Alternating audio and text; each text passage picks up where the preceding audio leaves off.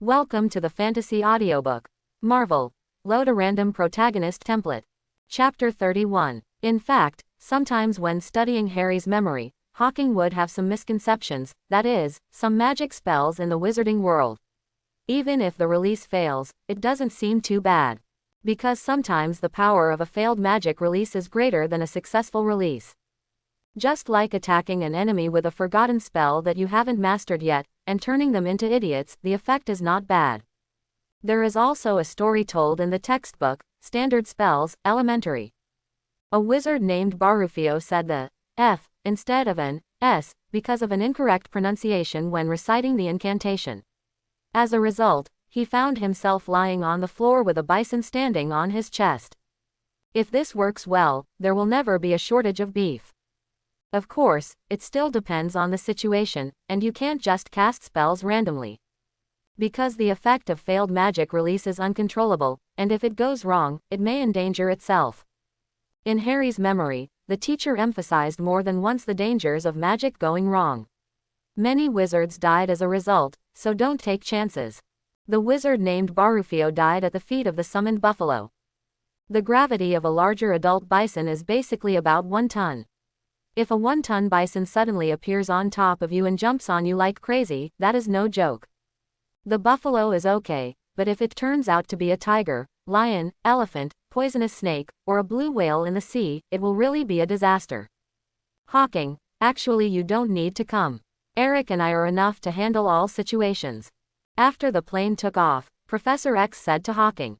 Although Hawking is powerful and extremely good at fighting, he is still a child after all.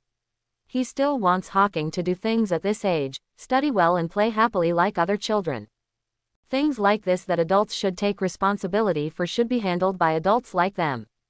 Charles, this is also done to ensure nothing goes wrong.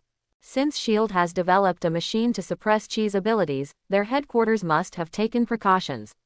Perhaps from the moment you step into their headquarters, your abilities will be interfered with and rendered useless. And as you said, this time we are going to have friendly exchanges and ease the relationship, so I can't take the initiative to destroy their machines. With Hawking here, at least they won't dare to take advantage of your inability to ambush us, which is also a deterrent. Quote. Before Hawking could answer, Magneto was already explaining for him. According to Professor, I also want to do my part for the school. As long as the professor asks the cafeteria to prepare more food in the future. Hawking replied jokingly. Professor X also laughed when he heard this. Even if you don't come, you can eat freely in the cafeteria. You won't be hungry. Indeed, what Eric said makes sense. If Hawking is there to deter him, going to S.H.I.E.L.D. headquarters this time will be much smoother. The director of S.H.I.E.L.D. would never want little Hawking to turn into a giant ape and then wreak havoc in the capital of Washington. This would make many things much easier. After all, not everyone knows that little Hawking can only transform into a giant ape on a full moon night, and they don't know that little Hawking is still unable to fully master his abilities. Currently, there are only 6 people including Wolverine, Storm, Phoenix, Cyclops, Colossus and him who know about little Hawking's situation. He has not even told Magneto, and told the other 5 to keep little Hawking's secret. Sit tight. Following the reminder from Mystique in the driver's seat, the X-Fighter quickly took off and became invisible, flying towards Washington. This time Cyclops, Storm and the others all stayed at the school in case the school would be attacked again after they left.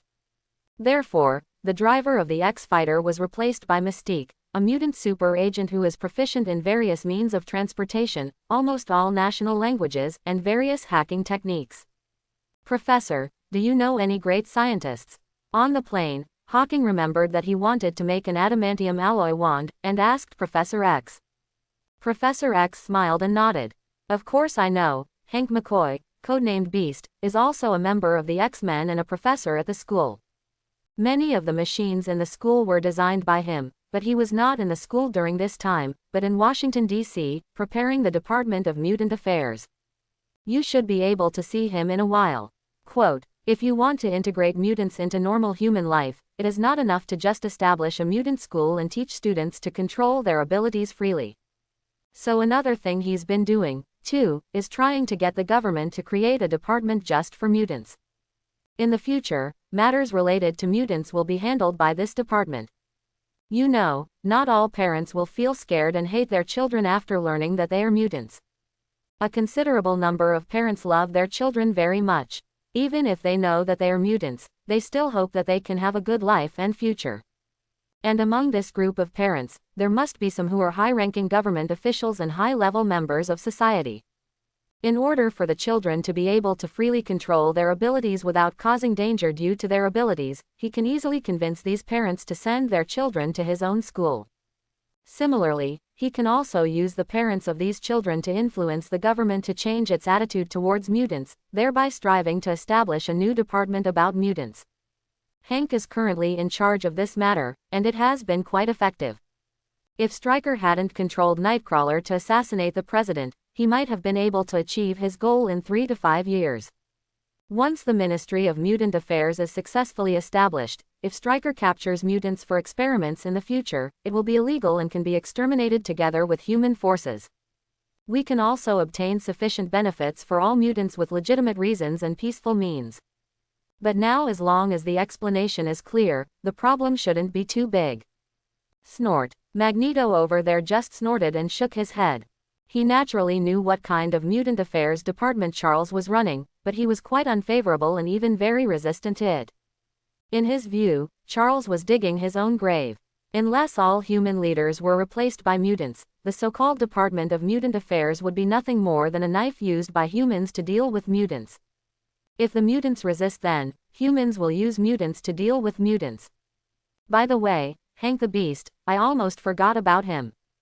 At this time, Hawking also remembered that there was indeed a very powerful scientist among the mutants. He was a scientist at the CIA at first, and later joined the X-Men. Professor. This guy seems to still have a crush on Mystique. In Washington, D.C., on the lawn of a manor somewhere far away from the city, the X-Fighter slowly landed. Professor, it's great to see you're okay. When King Huo pushed Professor X also smiled and replied, this time it's all thanks to the new little Hawking, otherwise I might be in S.H.I.E.L.D. prison now. By the way, he just wants to ask you for some help. Quote. After that, he introduced Hawking to the Beast. Hawking also said hello very politely. Hello Professor Hank. Hello, little Hawking, what do you want from me? Hank turned to look at Hawking, his eyes full of appreciation. Regarding Hawking's contribution to this rescue operation, Charles briefly mentioned it to him on the phone yesterday. Professor Hank, when I activate my abilities, I will manifest a weapon with special abilities. This weapon can better help me exert my abilities. So I wanted to see if I could examine this weapon, extract its characteristics, and add them to other existing weapons. Hawking explained the wand's capabilities and general requirements in detail, using words that could be understood as much as possible. The Beast nodded after listening. This kind of thing is not that difficult, but the details will not be confirmed until I return to the school in a few days and use instruments to test the performance characteristics of your weapon. Thank you very much, Professor Hank. When Hawking heard that there seemed to be something interesting, his eyes suddenly lit up.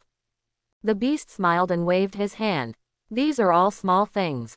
Helping students create things that assist their control abilities is part of my job.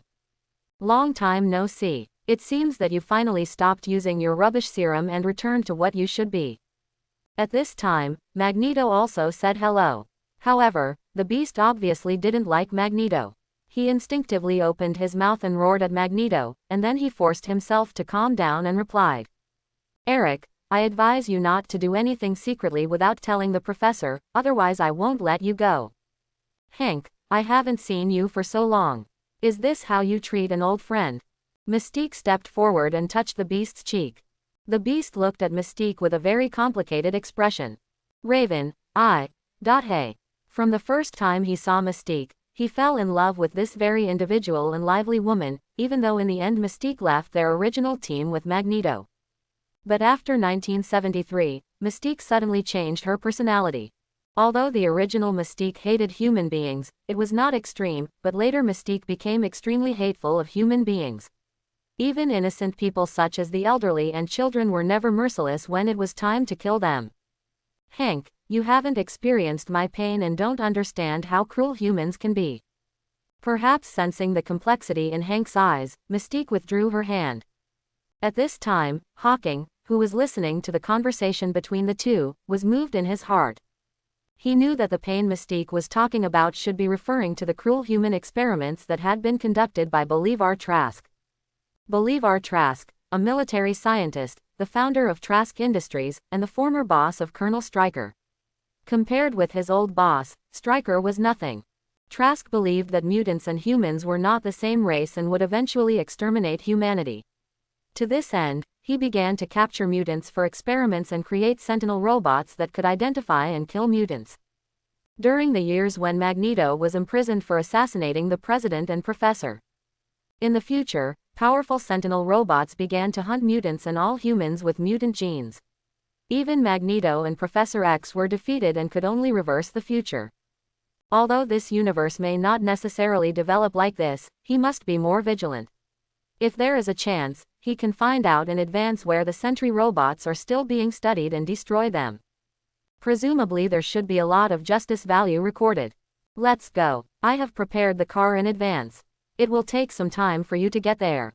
After a moment of silence, the beast returned to normal and led Professor X and 4 others to the gate of the manor. The Tri-Wing building, the headquarters of S.H.I.E.L.D, is located on the Potomac River between Washington, D.C. and Virginia. It takes at least more than an hour to drive there. At the same time, in the director's office in the Sanqui building. Did you find them? Nick Fury asked Hill, who was wearing a tight leather S.H.I.E.L.D uniform in front of him, with his hands behind his back. Hill took the notebook in his hand and operated it a few times, and a projection immediately appeared on the wall of the office. They appeared at the gate of a manor in the suburbs half an hour ago and drove away quickly. According to the driving route, they should be heading in our direction. They will appear at the gate of the building in about 40 minutes. The images on the projection were exactly the pictures captured by the satellite of Professor. Immediately activate the large-scale brainwave interference device, covering the entire headquarters, temporarily evacuate all non-combat units, and all combat agents will be on alert. As soon as they enter the headquarters, they will monitor me in all directions without blind spots. I must not let them make any small moves at the headquarters. Especially the mutant kid named Hawking. He may have some kind of invisibility ability. Let Barton keep a close eye on him and follow him even when he goes to the toilet. Quote. Nick Fury gave orders one after another with a serious expression. After experiencing the previous battle, he knew very well how destructive the 3 top mutants Magneto, Professor X and Hawking could be together, and he had to treat it with the most serious attitude. Fury, don't worry so much. I don't think Professor Charles is a bad person, and besides, he still has me. Captain Marvel saw Nick Fury looking like he was facing an enemy, so he stepped forward and took his hand to comfort him. Hill, who was still single over there, curled his lips, coughed and reminded. Director, about what the Minister of Defense said. Tell him not now. In 2 weeks I will hand over William Stryker to him intact and will not let him get hurt. Nick Fury frowned when he heard this. For Colonel William Stryker, because he was involved in the assassination of the president by mutants, he originally planned to imprison him for life after digging out all the information about mutants if the evidence was conclusive. However, I didn't expect that Trask Industries, which had deep cooperation with the military, seemed to have a deep connection with Colonel Stryker, and actually found the Minister of Defense as a lobbyist. Considering that it has only been a few years since he took over as director, many of S.H.I.E.L.D's subsequent development plans are inseparable from dealing with the government, and he has to sell this face. Loading the Harry Potter protagonist template. Seeing the tri-curved wing building of S.H.I.E.L.D. headquarters appearing in front, Hawking silently loaded the Harry template for himself. The wizard's robe, broomstick, invisibility cloak and wand appeared in his hand at the same time. Hawking, our main purpose this time is to hand over Stryker and the evidence that he assassinated the president to S.H.I.E.L.D. It's best not to cause any unnecessary conflicts with them. Seeing Hawking activate his abilities, Professor X immediately reminded him. Hawking smiled with a very good expression. Professor, I know. I am just prepared. If I find that they have evil intentions, I can be ready to fight back as soon as possible. Professor X nodded when he heard this and thought it made sense. Mr. Stryker is probably thirsty too. Come on, drink some water. At this time, Hawking suddenly took out a bottle of water from the space next to him, and then slowly opened it. What a kind kid, with a look of appreciation on Professor. Although Stryker was hateful, Hawking was able to put aside his prejudices and give him water at this time, which he appreciated very much. Mystique, who was driving, and Magneto, who was sitting in the passenger seat, looked at each other silently after hearing the noise behind them, and began to use their peripheral vision to observe the situation behind them through the reflector in front. Hawking had asked him for help before, asking for a poison that would be immediately fatal when taken into water, saying it was to be used to kill Stryker. Now he felt like Hawking was about to take action. It's just that he couldn't understand that if Stryker was poisoned at this time, Charles would definitely be angry, and it would be difficult for S.H.I.E.L.D. to explain. This didn't seem to be consistent with the IQ of the kid Hawking. But it doesn't matter. If there is a gap between Hawking and Charles, he can just step in as a third party, and there is nothing wrong with it. Or does Hawking have other ideas? Flavi. Using a large wizard robe as a cover, Hawking unscrewed the mineral water bottle and poured a small tube of blue liquid into it. He then gently waved his wand at the mineral water bottle and whispered the transformation spell. The mineral water that was originally turned blue by poison instantly turned back to pure transparent color. Then he smiled and handed the restored bottle of mineral water to Stryker, who had just regained control of his body. Stryker took the bottle of mineral water and drank it all. He had been pinned down by Professor. When Professor Magneto in front of him narrowed his eyes when he saw this. Did you give up? No, there is definitely something wrong. The tube of blue liquid he asked Mystique to leave the academy to get was a very toxic venom. A normal person would die immediately if a drop of it entered the throat. If it wasn't poisoning, then with Hawking's personality, it would be impossible for him to be so kind as to feed Stryker water. But if it was poisoning, then why didn't Stryker do anything after drinking it? In view of the fact that Hawking suddenly activated his ability just now, he could only guess that Hawking might have used some kind of ability that he didn't understand. Done. Seeing Stryker drink the bottle of mineral water in one gulp, Hawking knew that his plan was successful. In fact, it is very simple to kill Stryker. The key is not to let Professor X find out, nor let S.H.I.E.L.D. find out. So Stryker has to die after they leave S.H.I.E.L.D., which is a bit troublesome. So he took stock of the various magics that Harry had learned in school. The magic in the world of Harry Potter is very magical, and some magic has distinctive characteristics when casting spells. For example, the killing curse will produce a green beam of light, the disarming curse will appear as a blue beam of light, the explosion curse will appear as a red beam of light, the rope curse will cause a rope to fly out, and the arrow release curse will shoot sharp arrows. Some magic spells have no obvious symptoms when they are cast, as long as the wand is pointed at the enemy and not too close. Just like the repairing spell, the levitating spell, the transformation spell, the whole body binding spell, the sleeping spell, etc. There are also very small parts that don't even require pointing a wand, similar to the summoning spell Harry used to summon the broomstick he kept in his dormitory when he subdued the fire dragon stone in the Goblet of Fire. As long as you think about that thing in your mind, you can summon it to yourself within a certain range. Of course, the premise is that no one can stop it, and it cannot be in a completely enclosed space. However, considering that even within S.H.I.E.L.D., he would have been immediately targeted by Nick Fury if he had performed asymptomatic magic that resulted in Stryker's death. It is speculated that they used some kind of mutant power to kill Stryker.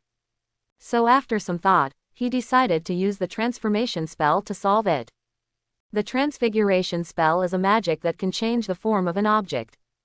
Once you learn this magic, you can turn an inanimate item into another inanimate item, turn an inanimate item into a living creature, turn a living creature into an inanimate object, and turn a living creature into another. Become another living creature. Specifically, it's like turning matches into needles, water into tea, and rum in first grade. Second grade turned beetles into buttons, rabbits into slippers, and tables into pigs. In third grade, I learned about the animagus, the transformation from humans to animals. In the fourth grade, there was a cross-species switch, and the guinea fowl became a guinea pig. So although Harry is not that good at transformation spells, he can still easily do the first-year content of turning venom into pure water. It is also possible after Hawking loads the template. As for why Then we have to talk about some characteristics of the magic of transformation spell. The transformation spell follows Gamp's transformation law, which has many contents. The most important points are that you cannot transform things out of thin air, especially food. When transforming one thing into another, there will be a time limit based on the wizard's mastery of the transformation spell. It cannot be permanently transformed, nor can it really become another thing.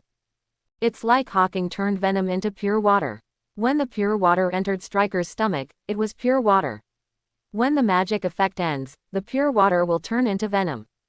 With Harry's mastery of the transfiguration spell, it wouldn't be a big problem for this effect to last for 3 to 4 hours. In other words, Stryker seems to be fine now, but after 3 or 4 hours, the magical effect of the transformation spell disappears, and the water in his stomach will immediately turn into venom and kill him on the spot. This is Hawking, prepared for S.H.I.E.L.D, the magical murder case. The car parked under the S.H.I.E.L.D building. As soon as the 5 people got out of the car, Agent Hill led a group of S.H.I.E.L.D agents and greeted them with a smile on their face. Just leave William Stryker to us. Director Fury is already waiting for 4 of them in the office on the top floor. No problem, please lead the way. Professor X nodded, but did not stop the S.H.I.E.L.D agents from taking over Stryker. Although Stryker did not speak before being taken away, there was a trace of sarcasm in his eyes, and he was not worried about falling into the hands of S.H.I.E.L.D. Charles, this is definitely a wrong decision. Seeing this, Magneto squinted and shook his head, but soon he saw Hawking wink at him. Really cautious. Following Agent Hill into S.H.I.E.L.D, Hawking was keenly aware of the surveillance cameras in every corner, which were quickly adjusted to focus on them, and rotated as they moved. It seems that no matter what small movements they make, they will be captured by these advanced high-end surveillance equipment. Moreover, the staff inside all look very strong and strong. The pistols worn at the waist are also made of special transparent materials and do not look like metal. Charles. At this time, Magneto glanced at Professor X, who shook his head. It was obvious that Magneto wanted to confirm whether Professor X's ability could still be used, but Professor X shook his head to indicate that it had been interfered with. Please rest assured that we are not hostile. We just want the next chat to be fair. The director very much hopes that we can have a friendly communication this time. Perhaps sensing Magneto's somewhat unpleasant expression, Agent Hill immediately explained with sincerity. Professor X smiled. It's understandable, I hope so too. Magneto snorted coldly. Hill always smiled and led the 4 Hawkings to the elevator. The director's office. Yes, Agent Hill. As Hill's voice fell, the elevator immediately rose rapidly after its mechanized reply. Does S.H.I.E.L.D have artificial intelligence in this day and age? When Hawking saw this, he couldn't help but sigh in his heart. It's 2000 now. At this time, mobile phones outside are basically flip phones, but S.H.I.E.L.D can already maturely apply artificial intelligence programs. It can only be said that in the world of Marvel, the technological level of the public outside is no different from the real world, but when it comes to some special organizations, their black technology is far beyond reality. In fact, the same is true for mutant schools, which also have many black technology products. The director would like to ask Mr. Charles and Eric to speak alone. At the door of the director's office, just as Hawking was about to push Professor X in, he was stopped by Hill. Also stopped was Mystique. Is this the plan to defeat each other in case the negotiation breaks down? Hawking's heart moved. Professor X and Magneto obviously thought of this, but Professor X didn't mind. Then please Agent Hill, please find a place where little Hawking and Raven can take a rest. He didn't come here with any hostility and believed that the negotiation would go smoothly, so he naturally didn't mind. This would also show Nick Fury their sincerity. Mr. Charles, please rest assured, we have prepared a special lounge. Hill still had a very professional smile. Hawking didn't care much about this. He felt that as long as Nick Fury did not have cerebral palsy, he would not conflict with them in Washington, a capital where high-ranking officials gather. And judging from Professor X's temper, he probably also values harmony. Even if there is a conflict, even if he can't transform into a giant ape, there is no need to be afraid with Professor X and Magneto here. This is a city, with steel and concrete everywhere. Magneto explodes with all his strength, and the entire S.H.I.E.L.D. building will be destroyed, and the large disruptor will be disintegrated in an instant. So instead of following them in and listening to the three people discussing what they had and didn't have, it was better to rest outside. Anyway, with his current status, he wouldn't be able to speak even after entering. "You two, please come this way." After closing the door of the director's office, Hill took Hawking and Mystique to a lounge far away from the office. There are a lot of snacks and drinks prepared there. However, 2 agents were also arranged to guard the door. They were still acquaintances. One was Hawkeye and the other was Black Widow. "Are you taking action?" After sitting down in the lounge, Mystique immediately asked Hawking cryptically. Hawking smiled and nodded. "Don't worry, you won't see the sun tomorrow." When Mystique heard this, a bright smile immediately appeared on her face. "No wonder Eric appreciates you so much, you are really good." In view of her painful experience of being dissected and experimented on, what she hates most is disgusting humans like Stryker who experiment on mutants. If Hawking didn't take action, she would find an opportunity to kill him afterwards. "Brothers and sisters at the door, why don't you come in and sit down and make friends?" Leaning on the sofa in the lounge, looking at Hawkeye and Black Widow who looked like door gods at the door, Hawking rolled his eyes and waved to them enthusiastically. From the current point of view, there should be no conflict with S.H.I.E.L.D. in the short term. It is better to take the opportunity to build a relationship with these 2 future Avengers, which may be useful in the future. Human nature is complicated. Sometimes, someone who is an enemy today may become a friend tomorrow, so the relationship does not need to be so stuck. In the absence of any personal grudges, multiple friends and multiple paths are applicable everywhere. Looking at little Hawking, who was waving towards him with an innocent face, Hawkeye and Black Widow looked at each other, and then walked in together. They were tasked with monitoring Hawking and Mystique, especially Hawking. Entering the house is obviously better for surveillance than at the door. At the same time, if information about Hawking can be obtained during the conversation, Nick Fury will definitely be very happy. Compared to Professor X and Magneto's almost transparent information, they knew nothing about Hawking, a student at the mutant school. "The only information I know is what I witnessed during the battle that day. In fact, we can't blame S.H.I.E.L.D. Hawking appeared out of nowhere and appeared in the war-torn Sokovia. He was directly picked up by Professor X not long after. Even with S.H.I.E.L.D.'s intelligence capabilities, it would be impossible to find anything."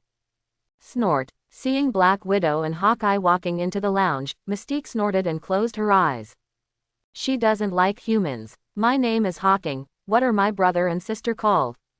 Hawking took the initiative to pick up 2 bags of potato chips on the table, borrowed flowers and handed them to Hawkeye and Black Widow. "Natasha." The Black Widow took the potato chips and showed a harmless smile. She only said her first name but not her last name. "Clinton, or Patton." The same is true for Hawkeye, but compared to the disguised Black Widow, Hawkeye's expression is not as natural. He was knocked unconscious by Hawking with a stick.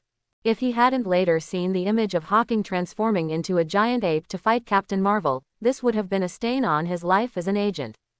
After getting to know each other, Black Widow took the initiative to chat with Hawking about daily life, trying to get closer to Hawking. It can only be said that she is the most talented spy trained by the Red Room.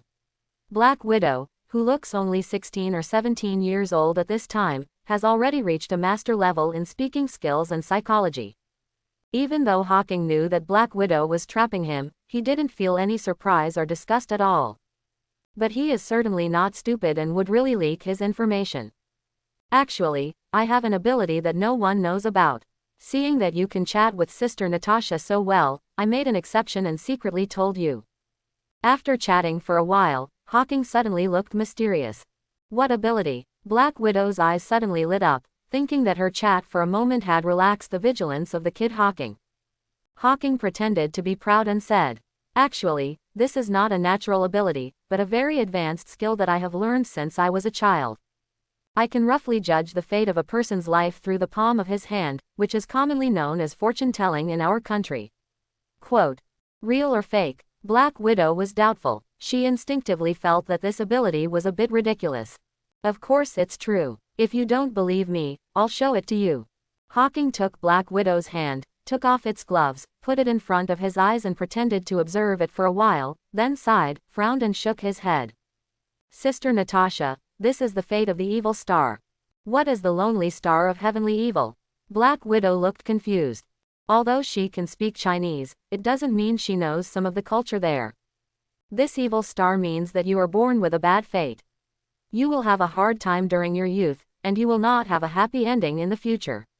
There is a high probability that you will be alone for the rest of your life, without marriage and without children. Hawking said plausibly. Of course he doesn't know how to tell fortunes, and he can't predict the future. What he loaded is Harry Potter, not Grindelwald, but he doesn't have a natural eye that can predict the future. It's just that Black Widow always wants to get information from him and tease her. Although what he said is indeed partly true. Sure enough, after hearing Hawking's words, Black Widow suddenly froze and fell into a somewhat emo state. She was born an abandoned baby in the Soviet Union in 1984. Later, he was adopted and trained by a government agency. Following the Soviet captain Alexei, Iron Lady Melina and Yelena, who was also an orphan, they disguised themselves as a family of 4 and went to Ohio to perform a spy mission. After failing the mission, he was sent to the Red Room and received more cruel training under Mrs. B. During the process, her body was injected with enhanced genes, and she was forced to undergo a tube ligation surgery, permanently losing her fertility. During those years, as the best Black Widow, she was sent to various places to perform espionage and assassination missions, and her hands were stained with the blood of many innocent people, even children. Until 2 years ago, S.H.I.E.L.D's Hawkeye Barton was ordered to get rid of her, but she accidentally realized her wrong life, and decided to join S.H.I.E.L.D. to atone for her past mistakes. So looking at it this way, what Hawking said seems to be quite correct. Am I going to be like this all my life?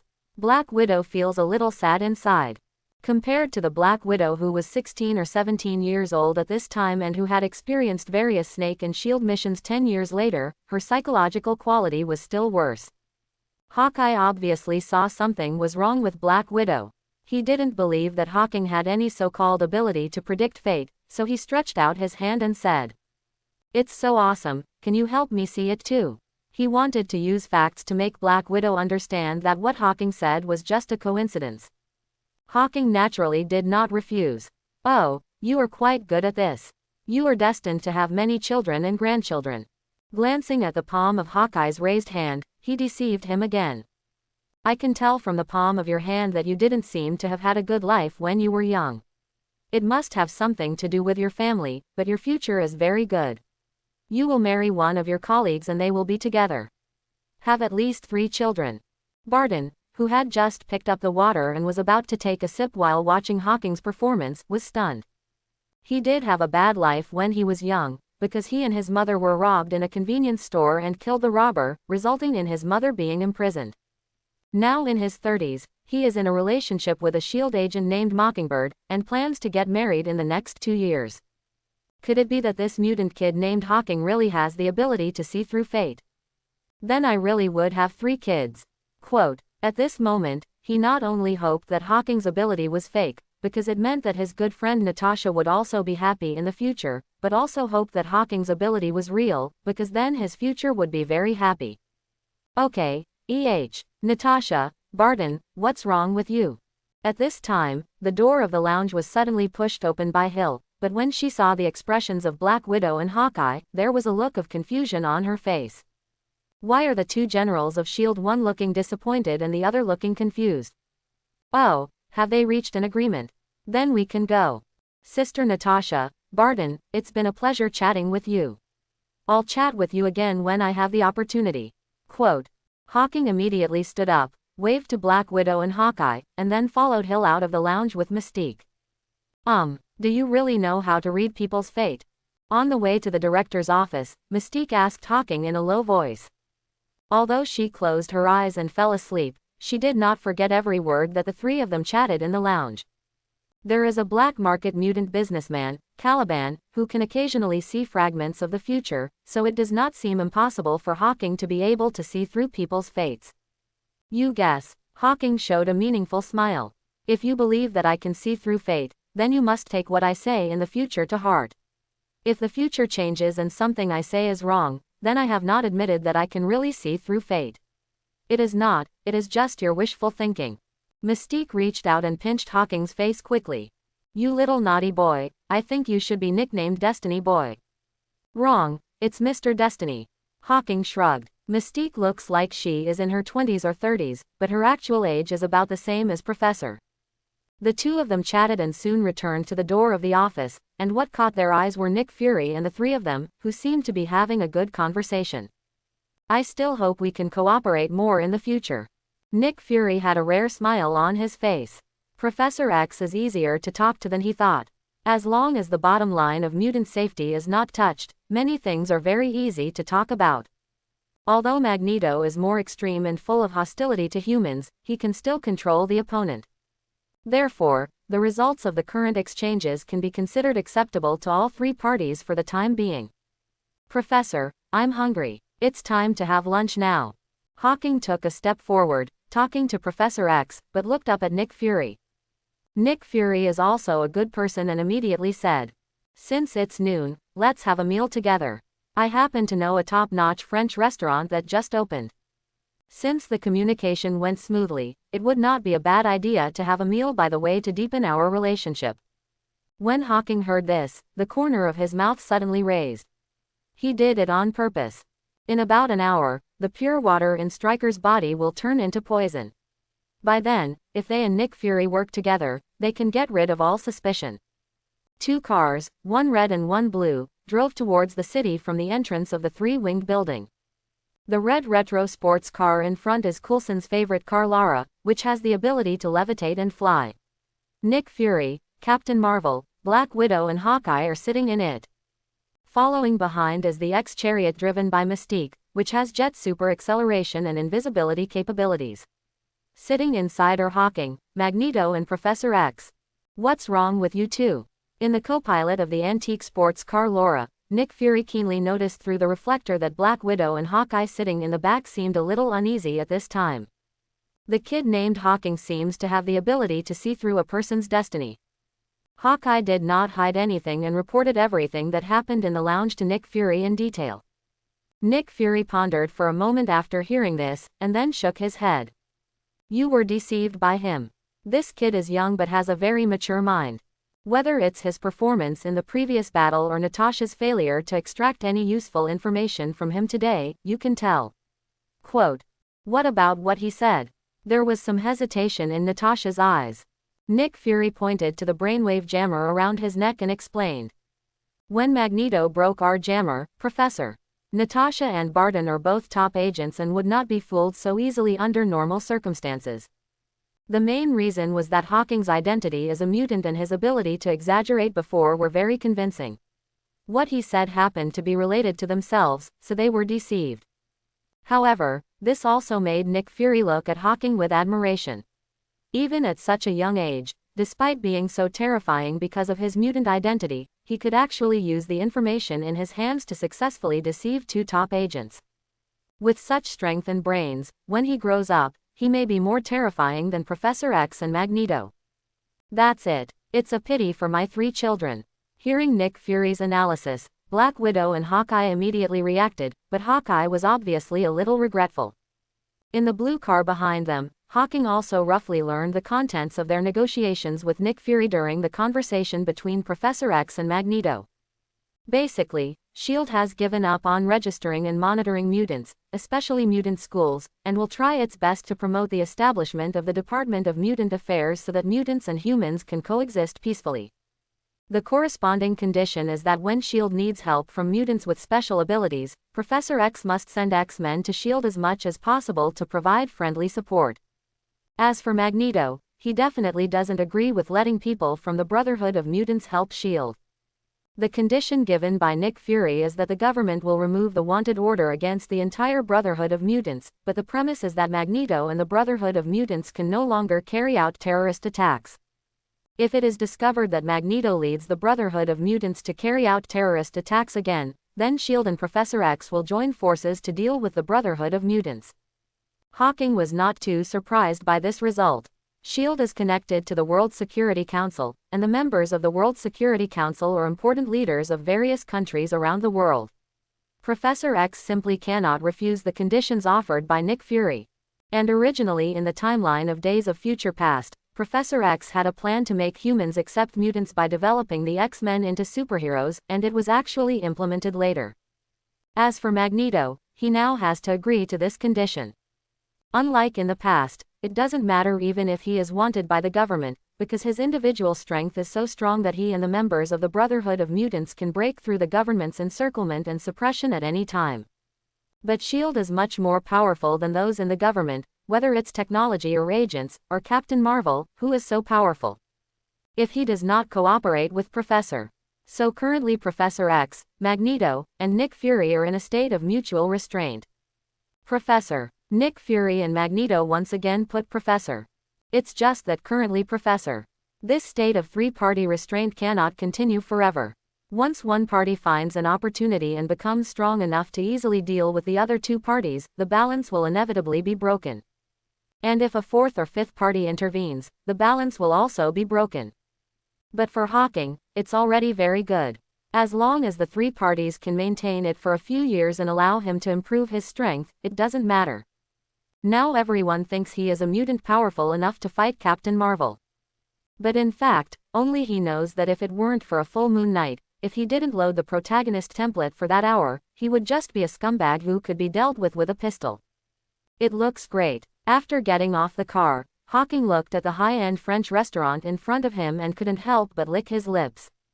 It's rare to be able to kill a big player, so he's going to be very full today. The food in the mutant canteen is indeed good, but how can it compare with this high-end restaurant? And because his appetite is too big, Chef Huge has changed the food he eats to a large volume type. You can feel full every time you eat it, but the taste is just average. Waiter, please give me 20 of these apple black blood sausages and fried sole. As soon as he sat down in the private room, Hawking quickly picked up the menu and ordered the meal from the waiter next to him. Opposite him, Nick Fury laughed and said, "Little Hawking, you don't have to order for us, just order what you like." "Mr. Fury, these are what I ordered. I usually eat better. If you think I ordered too much, I can order less." Hawking immediately looked embarrassed. When Professor X, Magneto and Mystique heard this, they all had weird smiles on their faces, but they didn't say anything. After spending 2 days with Hawking, they knew how good he was. "Ha ha ha, don't worry, you can eat as much as you want, even if you order 10 more portions, it doesn't matter." Nick Fury waved his hand when he heard this. Nowadays, S.H.I.E.L.D. is developing and expanding at a rapid speed, and there are too many places to spend money. The funds in his hands are currently relatively tight, but he does not have to save even on meals. "Really, Mr. Fury, you are such a good person. The waiter just brought me 100 copies of those two things to start my appetite." A bright smile instantly appeared on Hawking's face. An hour later, Nick Fury couldn't help but twitch at the corner of his eye when he looked at Hawking, who had not slowed down at all. "It's so edible. It's so edible. Even pigs can't eat it that well." This is a high-end French restaurant, which specializes in exquisite dishes with high prices and such an atmosphere. With Hawking's way of eating, he will really have to bleed a lot today. It's not that he can't afford the money, it's just that the money spent on this meal is enough to arm a team of elite agents. But he couldn't say anything yet. He was embarrassed at first, so he ordered 20 pieces of apple black blood sausage and fried sole.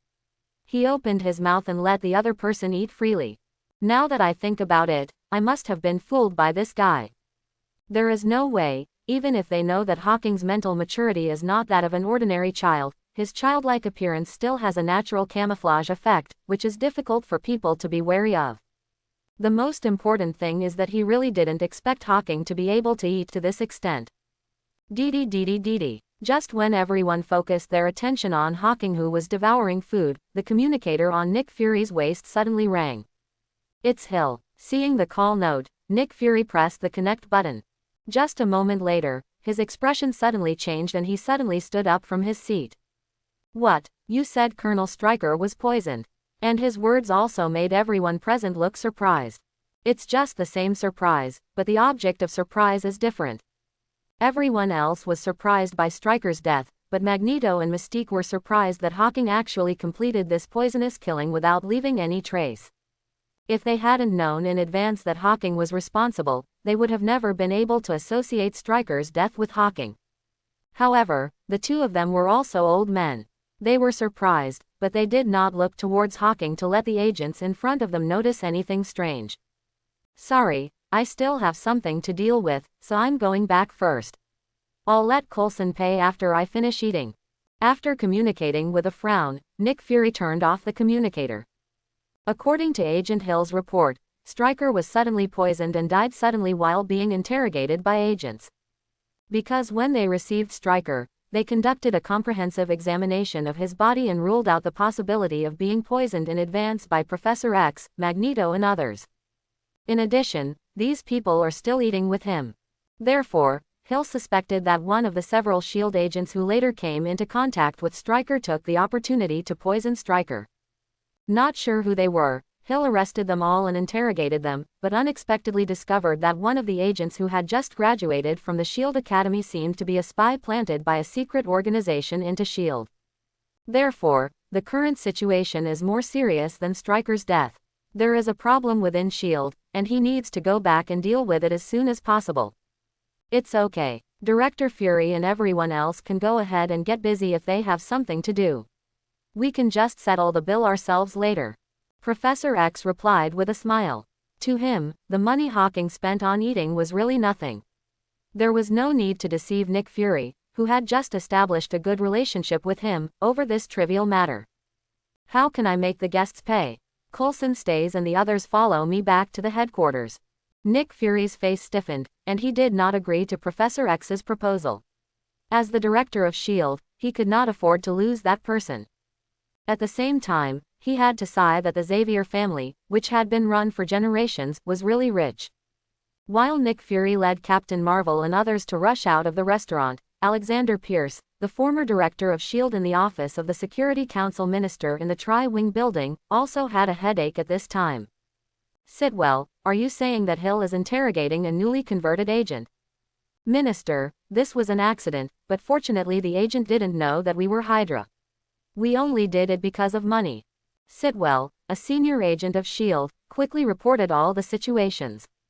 As the main recruiter of Hydra, he organizes his subordinates every year to recruit and convert a group of suitable agents to join Hydra from among the agents who graduated from S.H.I.E.L.D. Academy. However, in order to maintain confidentiality, these most junior Hydra spies did not know that their organization was Hydra. The agent captured by Hill was one of his Hydras who had just been transformed this year. I just didn't expect that due to bad luck, being involved in Stryker's poisoning and murder incident, and not being able to withstand the torture, this embarrassing situation would occur. Nick Fury is a very shrewd and cautious person. He quickly dealt with your man before he came back, cut off this line, and then turned the clues to some of the terrorist organizations we pretended to be. There is also a period during which all activities, including those targeting mutants, will be stopped. Quote. Pierce paced the office for a moment and then issued a rapid series of orders. He handed over the position of director of S.H.I.E.L.D. to Nick Fury instead of his own Hydra members, mainly because he felt that Nick Fury was too good and capable. Although it is not Hydra, some of its ideas and behavior coincide with Hydra. This is also true. In just a few years, the scale of S.H.I.E.L.D. has expanded several times compared to when it was in his hands. This also caused the Hydra that was parasitic within S.H.I.E.L.D. to grow significantly. But at the same time, he must also be careful not to let Nick Fury discover the existence of Hydra, so now everything must be focused on appeasing Nick Fury, and other things can be left alone. At present, Nick Fury is the most valuable existence to them. It's just that this incident is really about people sitting at home and the pot coming from the sky. Why did he send people to kill Stryker? He was also waiting for Nick Fury to interrogate the mutant intelligence and experimental data from Stryker. Anyway, he can take a copy of whatever Nick Fury tortured out and give it to Hydra for research. It's a pity that he has to bear the blame if he doesn't want to, and he must not make the matter a big deal and let Nick Fury discover that there is a problem within S.H.I.E.L.D. It would be best to direct Stryker's death to those fictional terrorist organizations that are hostile to S.H.I.E.L.D. Even he is still confused now. Who poisoned Colonel Stryker? Hawking, who was busy cooking at this time, didn't know that he used the transformation spell to poison Stryker this time, and almost detonated the thunder of Hydra in advance. What, Hawking, you said you won't go to class, how can this be done? Storm looked at Hawking with a serious expression. Professor X next to him also advised. Little Hawking, power is not everything, we learn knowledge to enrich our brains. Well, you misunderstood. What I mean is that I have learned all the content in middle school. I don't need to learn it again. I just want to spend more time on how to control my abilities. Hearing that Professor X was there, Hawking quickly raised his hand and explained. After returning to school in the evening, he planned to start the Kamezen Ryu extreme training method and train his body hard. As soon as Nahi arrived at the training room underground in the school, he was pulled over by Storm. It is said that the school will resume normal teaching tomorrow, and it is necessary to understand his previous learning progress and then determine which group of students he will be assigned to study with. Mutant School mainly teaches mutants how to adapt and develop their abilities, but it also teaches all subjects of other normal schools. It belongs to the kind of comprehensive development of morality, intelligence, body and beauty. So people like Storm, Phoenix, and Cyclops are actually taken out one by one. Not counting mutant abilities, they are all characters with certain achievements in other aspects. Phoenix Girl has even published many papers on genetics and sociology, and once debated with congressmen at a government meeting on the mutant registration bill in New York. But he doesn't want to develop in that direction at all. Even if he becomes Iron Man, he can't defeat Thanos alone. Moreover, he has a very clear understanding of his own IQ. Instead of wasting time going to class with a bunch of brats, it's better to seize every minute and every second to become stronger. In this Marvel world where planets and universes are destroyed at every turn, only strong strength is the most important, and everything else is just a cloud. Have you learned all this? Professor Hawking just glanced at it and quickly gave the answer with a pen. He might not be able to solve 2 advanced mathematics problems, but he still has the mathematics knowledge in middle school and high school at his fingertips. Countless sets of test papers and countless exams have long been imprinted in his bones. The answer is correct and the speed of solving the problem is very fast, but did you omit some processes? Storm nodded, then added a few more steps to Hawking's answer. Hawking was stunned for a moment when he saw this. Isn't that just mental arithmetic? Then he suddenly thought that the basic mathematics taught abroad was similar to what he had learned, except that they did not seem to have the multiplication table or some test-taking skills. Mental arithmetic. It seems that you have a very good talent in mathematics, but this alone is not enough. Hearing that Hawking actually used mental arithmetic to simplify those steps, Bao Feng's eyes lit up. Children of Hawking's age were not that good at mental arithmetic. So she continued to ask some more difficult questions. It's just that no matter what questions she asked, they were only in the scope of middle and high school, and they were not difficult for Hawking. He even felt that they were much simpler than the questions he took in the exam when he was in school. Just like that, an hour later, Storm and Professor X looked at Hawking and sighed together. Genius, definitely a genius.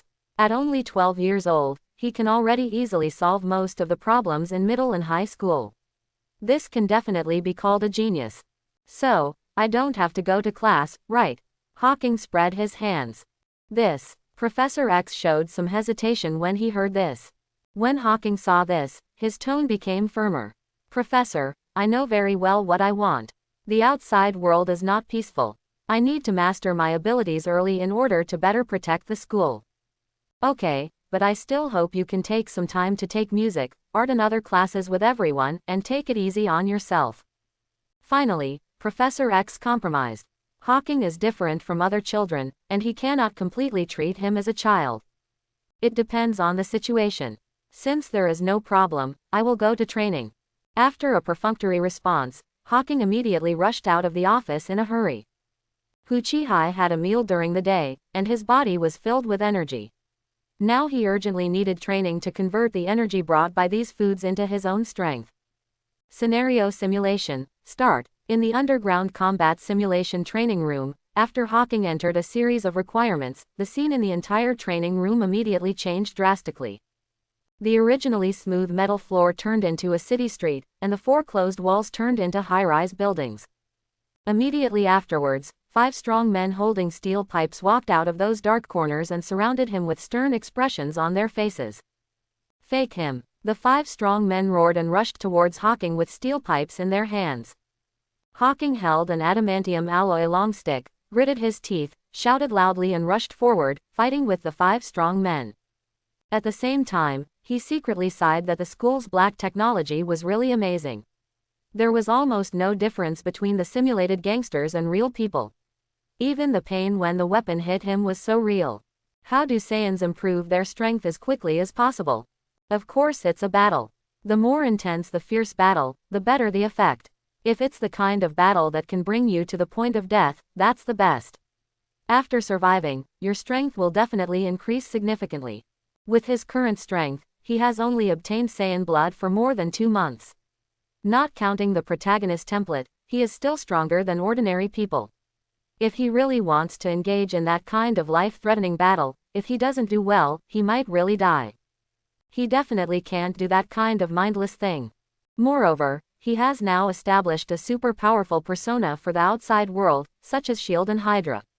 It cannot be justified if he goes out to fight and gets beaten up with a bruised nose and a swollen face. Fortunately, the school's combat simulation room perfectly solved this problem, allowing him to fight to his heart's content here.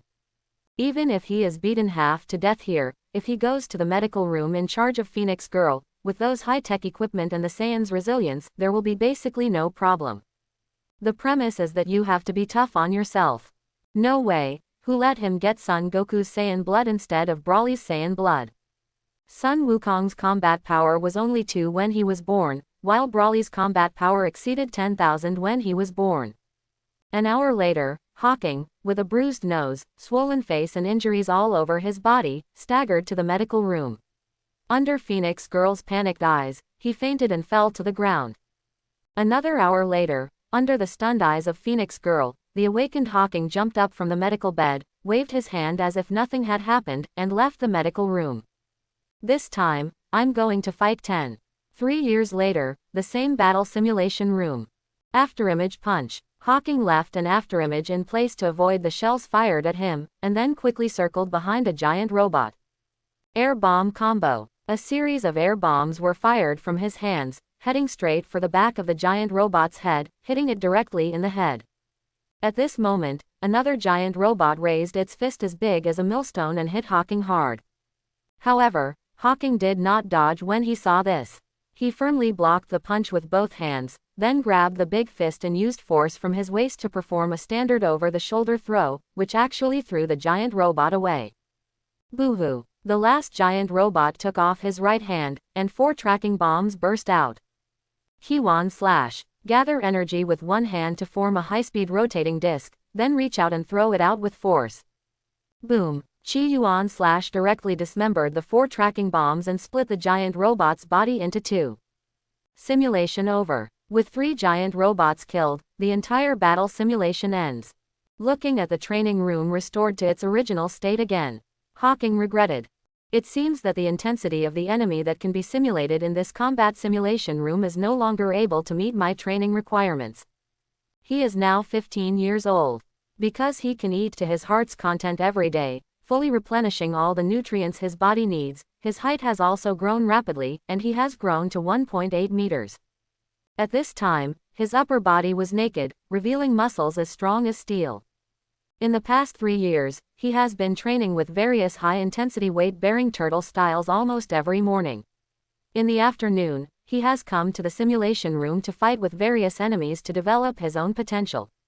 In the evening, he has practiced and studied Harry all kinds of magic in memory. Now even without loading the Wukong template, his actual combat power has almost reached the level of 140. If the Wukong template is loaded, the combat power can instantly increase to 280 points. If he encountered the full moon transformation again, that would be 2,800 points. Even if it was Captain Marvel, he would be confident that he could defeat him instead of just holding him back like before. Similarly, in 3 years, he also absorbed all the magic in Harry Potter's memory, and was able to freely use various magics even without loading Harry's template. If the Harry template is loaded, the power of magic will be greatly increased when the bloodline is superimposed. But nowadays, it is difficult for ordinary training to achieve good results. Even if the difficulty of the battle simulation room is adjusted to the maximum, it can hardly pose any threat to him, let alone force out his potential like it was at the beginning. I hope Professor Hank can develop a gravity training room soon. The gravity training room is definitely a shortcut for him to improve his strength in the next stage. Unfortunately, Beast is usually busy with mutant affairs and does not have much time for research. In addition, the gravity training room is a large equipment that other mutant students except him cannot use at all. Maybe I should think about earning justice and making some money. Reaching out to pick up the shirt lying next to him, Hawking began to think about his next plan. In the past 3 years, except for taking Wanda and Pietro home during the holidays, he has not gone to New York City to fight criminals and earn justice points to unlock new protagonist templates. On the one hand, it is because his own physical strength is too weak, so he must first concentrate on improving his strength to ensure his own safety. On the other hand, the amount of justice required to unlock a new protagonist template is not a small amount. Before, saving the lives of all mutants on the Earth was considered to be full once. If it were to fight criminals on a regular basis, it would probably take a long time. In terms of cost performance, it is better to spend more time on the Saiyan bloodline that is in the period of rapid improvement, and the stronger the strength, the higher the efficiency of earning justice points will inevitably be. Now that the strength has begun to enter a period of peace, it is natural to consider going out to earn justice points to unlock new bloodlines and find ways to make some money. Money is important everywhere. He now has no shortage of food and clothing in the mutant school, but money also plays a very important role for him. The most obvious thing is that he now wants the gravity chamber to continue to improve his strength, but the Beast doesn't have much time to help, and he can't force it. If he has enough money, he can find other scientists to help him build a gravity chamber to help his strength continue to improve. Hawking, are your training over? Just as Hawking was thinking, the door to the combat simulation training room suddenly opened, and a familiar voice came into his ears. Turning around, I saw it was Storm with a hot figure. And behind him are Death Woman, Colossus, Iceman, Phantom Cat, and Rugrat. It just ended, what are you doing? Hawking saw the sudden appearance of several people, and his eyes showed doubts. It seemed that it was still class time. Storm smiled and explained, I'll bring Iceman, Phantom Cat and Little Naughty for preliminary combat training. Graduation is about to happen. Hawking understood immediately upon hearing this. When students at the mutant school reach a certain age, they can choose to graduate and leave the school, or stay in school and join the X-Men. Iceman, Fireman, Phantom Cat and Rugrat are all 17 years old now, almost at the age of graduation. Obviously they all chose the latter. In fact, when he first saw the Phantom Cat, he thought he was about the same age as him and 12 years old. In fact, he was just growing slowly and was already 15 at that time. Then you can use it. It just so happens that I won't be here for training recently. Is this rare? There was a hint of surprise on Storm's face. She knew that Hawking had spent most of the past 3 years fighting in the combat simulation training room. Because the highest difficulty level has no training effect on me. Hawking put on his shirt, turned around and left the training room. Nice body. Looking at Hawking's perfect figure hidden by his shirt, Death Girl, Storm, Phantom Cat and Rugrat all secretly admired in their hearts. Not only men like to look at figures, but women also like to look at figures, especially Western women. Most of them like a strong and masculine figure. Hawking's well-tempered figure is exactly in line with the aesthetics of women here. Of course, for Phantom Cat and Little Naughty, in addition to admiring the figure, they are also very curious about Hawking. To them, Hawking is a legend in the school. Although he is only 15 years old, his deeds have always been circulated among the students. He saved the school when he first entered school 3 years ago, repelled the invading soldiers and rescued many students. Later, he went on missions with the professors. He didn't have to go to class like them. Every day, he could be seen performing various horrific physical training throughout the school. For example, he jumped around the school while holding a barbell weighing over 1,000 kilograms, and swam in the school lake with big rocks hanging on his body. These actions seem scary to the point of death. And his amazing appetite. If every mutant student is an outlier in an ordinary school, then Hawking is an outlier even among mutants. But don't mention it. Basically, more than half of the students in the school have some admiration for Hawking. The boys admired Hawking's powerful strength, while the girls were conquered by Hawking's perfect marble-like muscles that he exercised under the sun. Of course, sometimes it was not just girls who were conquered by the muscles. Others are simply grateful that Hawking saved them from those soldiers 3 years ago. Professor, is the strongest difficulty difficult? Iceman asked Storm after Hawking left. Storm spread her hands.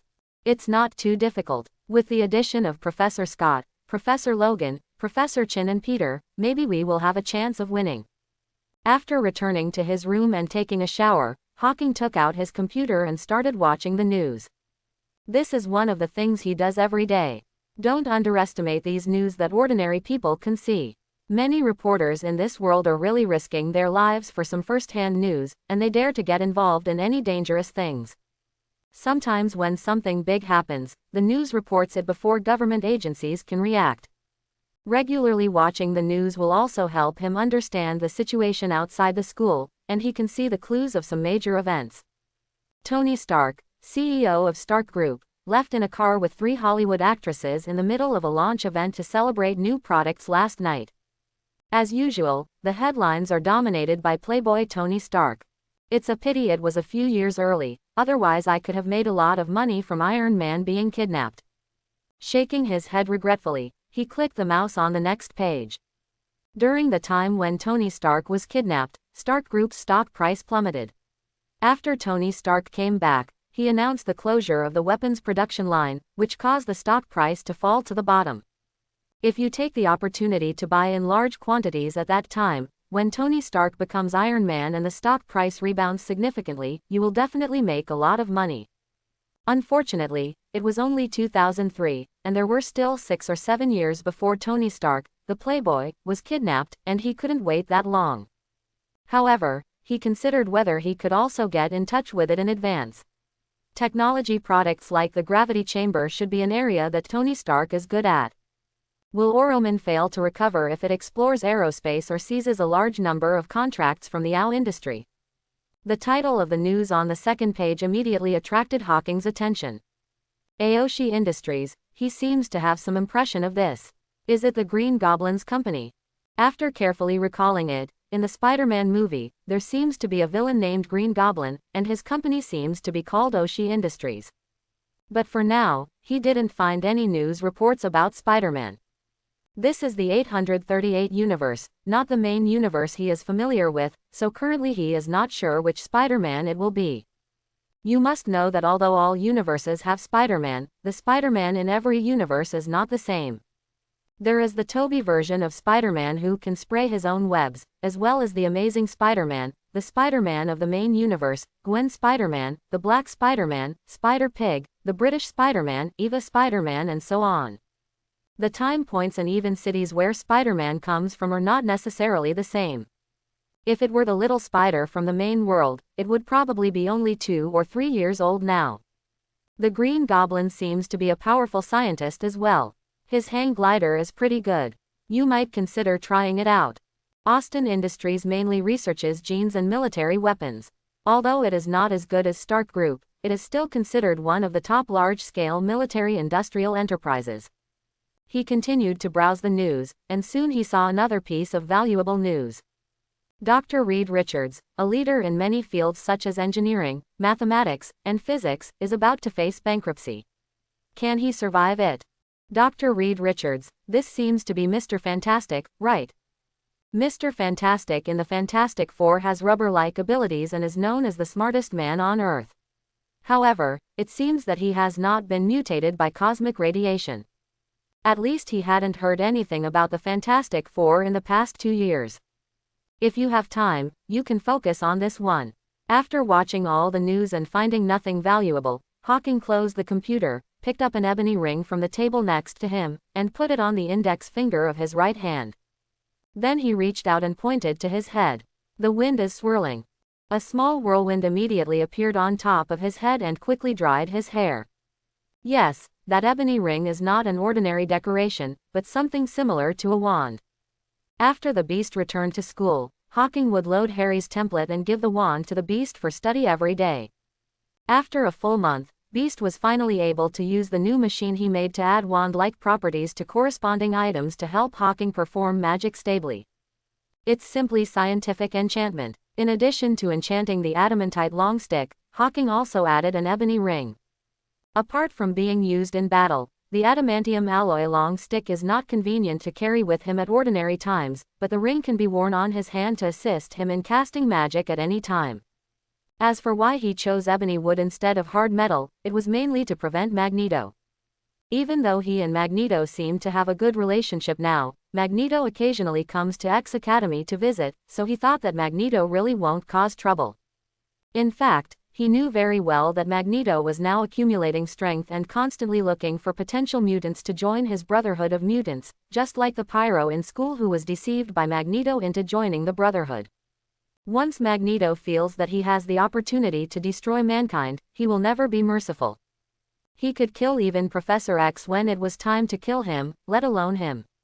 Therefore, after that, even if he does not load the Harry template and does not have the magic wand, he can still cast magic smoothly with the magic stick and the magic ring. When I work harder and practice more in the future, when I can cast spells without a wand and silently, I won't have to do this anymore. It's almost time to eat. After drying his hair and checking the time, Hawking put on his coat, opened the door and walked towards the cafeteria. Although the students have not finished class yet, Mr. Huge in the cafeteria has probably prepared enough dinner for him. In order to prevent Mr. Huge from being overwhelmed, and also to avoid unnecessary trouble when eating with everyone, his breakfast starts before the students get up, and lunch and dinner happen to be during the students' last class. By the time everyone came to the cafeteria to eat, he had already finished eating and left early. So he also has a nickname among the mutant students at the school, called Mysterious Hawking. Even though they were in the same school, they found it difficult to meet Hawking. They could only vaguely see Hawking exercising outside through the window during class. It is precisely because of this sense of mystery that makes him more attractive in the eyes of students. It's not that Hawking is unsociable, it's just that his mental age is there. If you let him chat and become friends with those 11 or 12-year-old children, it is really a bit difficult for him. You see, he actually gets along very happily with teachers like Wolverine and Cyclops in his spare time. He occasionally borrows Cyclops' cool modified motorcycle to go for a ride outside. And indeed, in order to digest the strength brought by the Saiyan and Wizard bloodlines as much as possible, he really didn't have much time. Chapter 41. After eating and returning to his room, he began to study magic on a daily basis. He had mastered all the magic in Harry's memory now, but that didn't mean he didn't have to continue studying.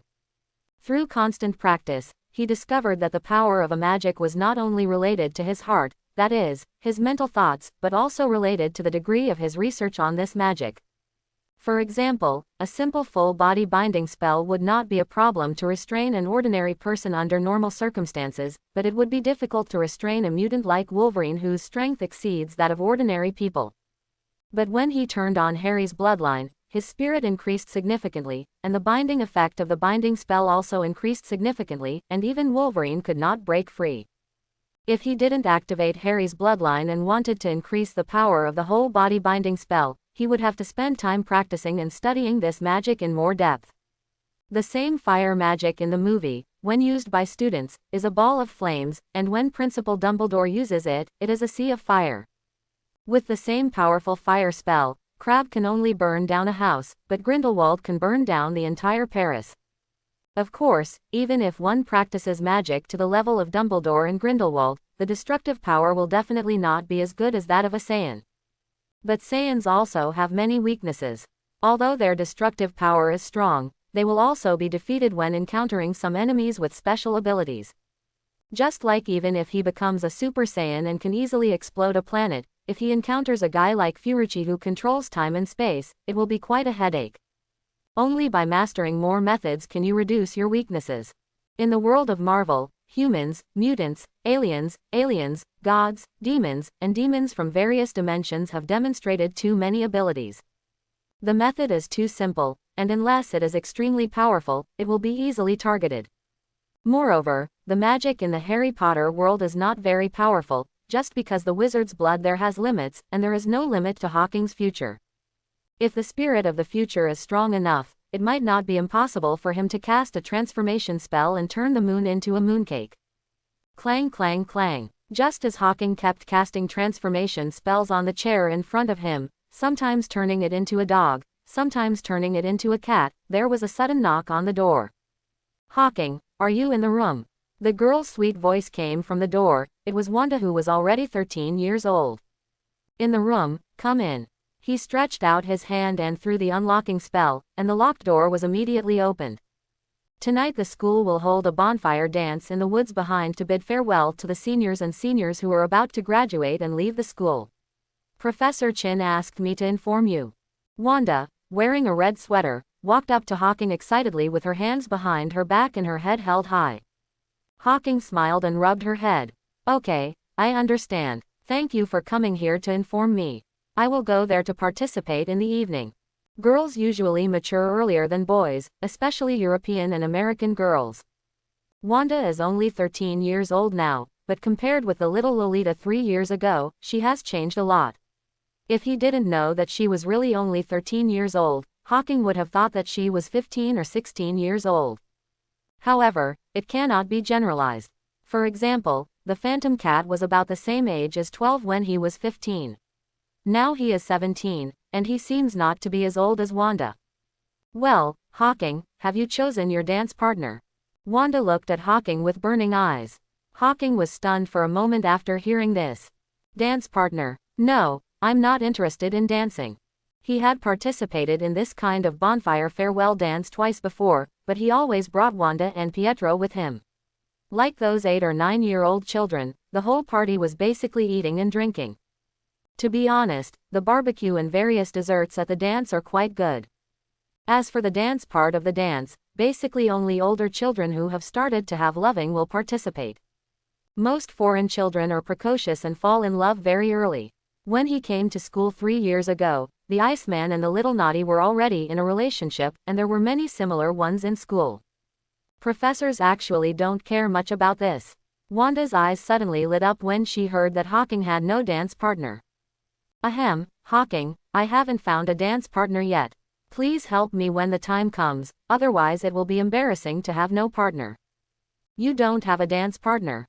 Hawking had a skeptical look on his face. Even though he didn't have much contact with those students, Pietro knew that Wanda was still very popular in school. Many boys of the same age and older had confessed to Wanda. He has never interfered. They are all people who have been here before. As long as they don't do anything too outrageous, it's not a big deal. Moreover, the more control you have at this age, the more rebellious you become. "No, no one has invited me yet." Wanda spread her hands with some guilt. Hawking laughed and said, "You must be too fierce. People are afraid of you." Even though Wanda was very good-tempered in front of him, she was actually not a good-tempered person in school. In addition, she had learned some magic skills taught to her by Hawking, and she was very good at playing tricks on people. Yes, during the past 3 years, Hawking would also play tricks on Wanda when he had free time and teach her some magic in the wizarding world. Wanda's magic comes from Sithorn, which is one of the 3 ancient powers. On the surface, it feels similar to ordinary telekinesis, but in fact it is actually a very abnormal power of thinking. It means that as long as she wants it, she can achieve it. Wanda in the main universe can directly use chaos magic to build an ideal town of her own, she can create the dead vision, and she can even give birth to 2 children out of thin air. There are also cases in other universes where all mutants disappeared with just 1 word from Wanda. Therefore, it is not difficult to learn the magic that Hawking taught her. She even casts the magic without the help of a wand. It's just that because the chaotic magic power that was stimulated is still very weak, the magic power displayed is not very powerful. There's nothing we can do about it. Most universes have Wandas, but not all Wandas in the universe are that powerful. The power of chaos magic comes from the mind. The more the mind is stimulated, the more powerful it can explode. Wanda Chang in the main universe inspired her potential because of the miserable experience she had when she was a child, and then encountered the induction of the spiritual scepter. In addition, her brother and lover died later, and finally she absorbed the magic power of a top magician and learned got the Book of Darkness. But Wanda in this universe has lived a happy life since she was a child. She also joined a mutant school and made many friends. Even though she usually works hard to practice her abilities, she has little effect. In fact, even without Hawking's appearance, Wanda from the original 838 universe was not very strong, and her body was easily taken over by Wanda from the main universe. In the eyes of the Illuminati, she was only rated as a little witch with average strength. HMPH, how could I be so cruel? Did Pietro say bad things about me in front of you again? Next time I'll use the snot charm to make him look embarrassed in front of Katie. Quote. Wanda immediately looked angry when she heard this. Every time he managed to establish a good image in front of Hawking, he would be stabbed in the back by his brother Pietro. Oh, Pietro still likes Katie. Hawking's face suddenly showed a gossipy look. Katie is the phantom cat, but she is 4 years older than Pietro. Wanda folded her arms and said ruthlessly. Yes, he also confessed his love to others, but unfortunately Katie thought he was too young and refused. After saying that, she grabbed Hawking's arm and shook it. Hawking, please help me, otherwise I will make a fool of myself tonight and Pietro will laugh at me again. Okay, but don't expect me to be a good dancer. I have no talent for that. Unable to withstand Wanda's coquettishness, Hawking finally agreed. By the way, how are you developing your abilities? I can make something weighing 100 pounds float. Wanda raised her chin proudly. Hawking's heart moved, and then he ordered Wanda. Try using your ability on me. It's best to distribute it evenly, and then instead of floating up, press down with all your strength. Although Wanda didn't know what Hawking was going to do, she still obediently raised her hands and activated her abilities on Hawking. A streak of red chaotic energy evenly covered Hawking's body, making his body sink. Hey, this seems to have a pretty good effect. Feeling the pressure from chaos magic on his body, his eyes suddenly lit up. Different from the usual weight-bearing exercises that only target the body, Wanda's chaos magic applies pressure in all directions, even the internal organs of his body will feel the pressure. Therefore, the effect of Wanda's chaos magic is actually the same as the effect of the gravity chamber he expected. It's a pity that it's still a little weak. It would be better if it were stronger. 100 kilograms of force exerted a training effect on his current physical body, but it did not reach its limit. It seems that if there is a chance in the future, it is better to get the psychic scepter to help Wanda enhance the chaos magic. That way, even if the gravity chamber cannot be built, it would be good to imitate Wanda's chaos magic. At this time, Hawking secretly had some plans in his mind. In fact, the effect of finding Phoenix Girl would not be bad, but he is a professor and has his own affairs to be busy with. How could he be willing to spare time every day to help him practice? Wanda, you see my brother helped you a little favor tonight, can you also do a little favor for me? Hawking, who had an idea in mind, put his hands on Wanda's shoulders and showed what he thought was a very warm smile.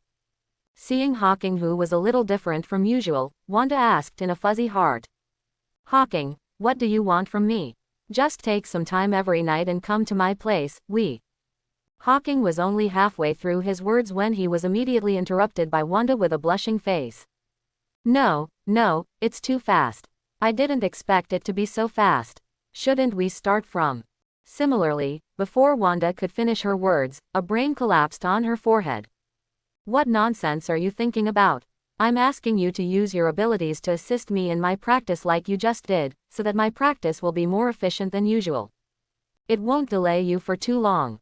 1 hour every night is just enough to exercise your abilities. Quote. Oh, that's it. After hearing what Hawking said clearly, Wanda was relieved, but also showed a little disappointment. I originally thought that Hawking had finally enlightened himself, but it turned out that he was still a piece of wood and had been practicing and practicing all day long.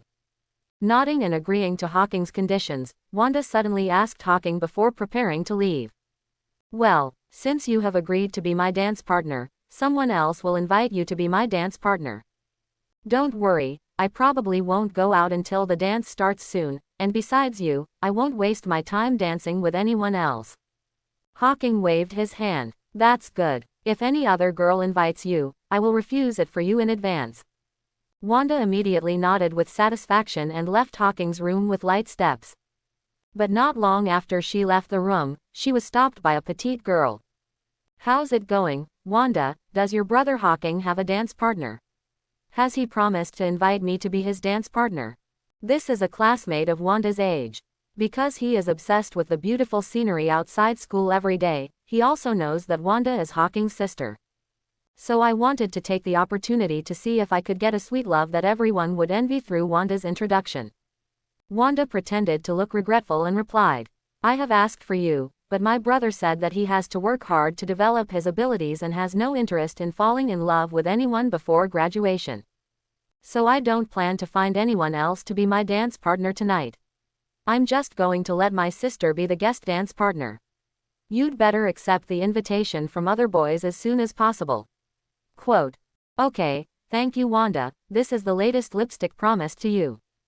The girl looked a little disappointed and took out a brand new lipstick and handed it to Wanda. This is her reward for asking Wanda to help with things. Soon after the girl walked away, a second girl stopped Wanda. How's it going, Wanda, your brother Hawking?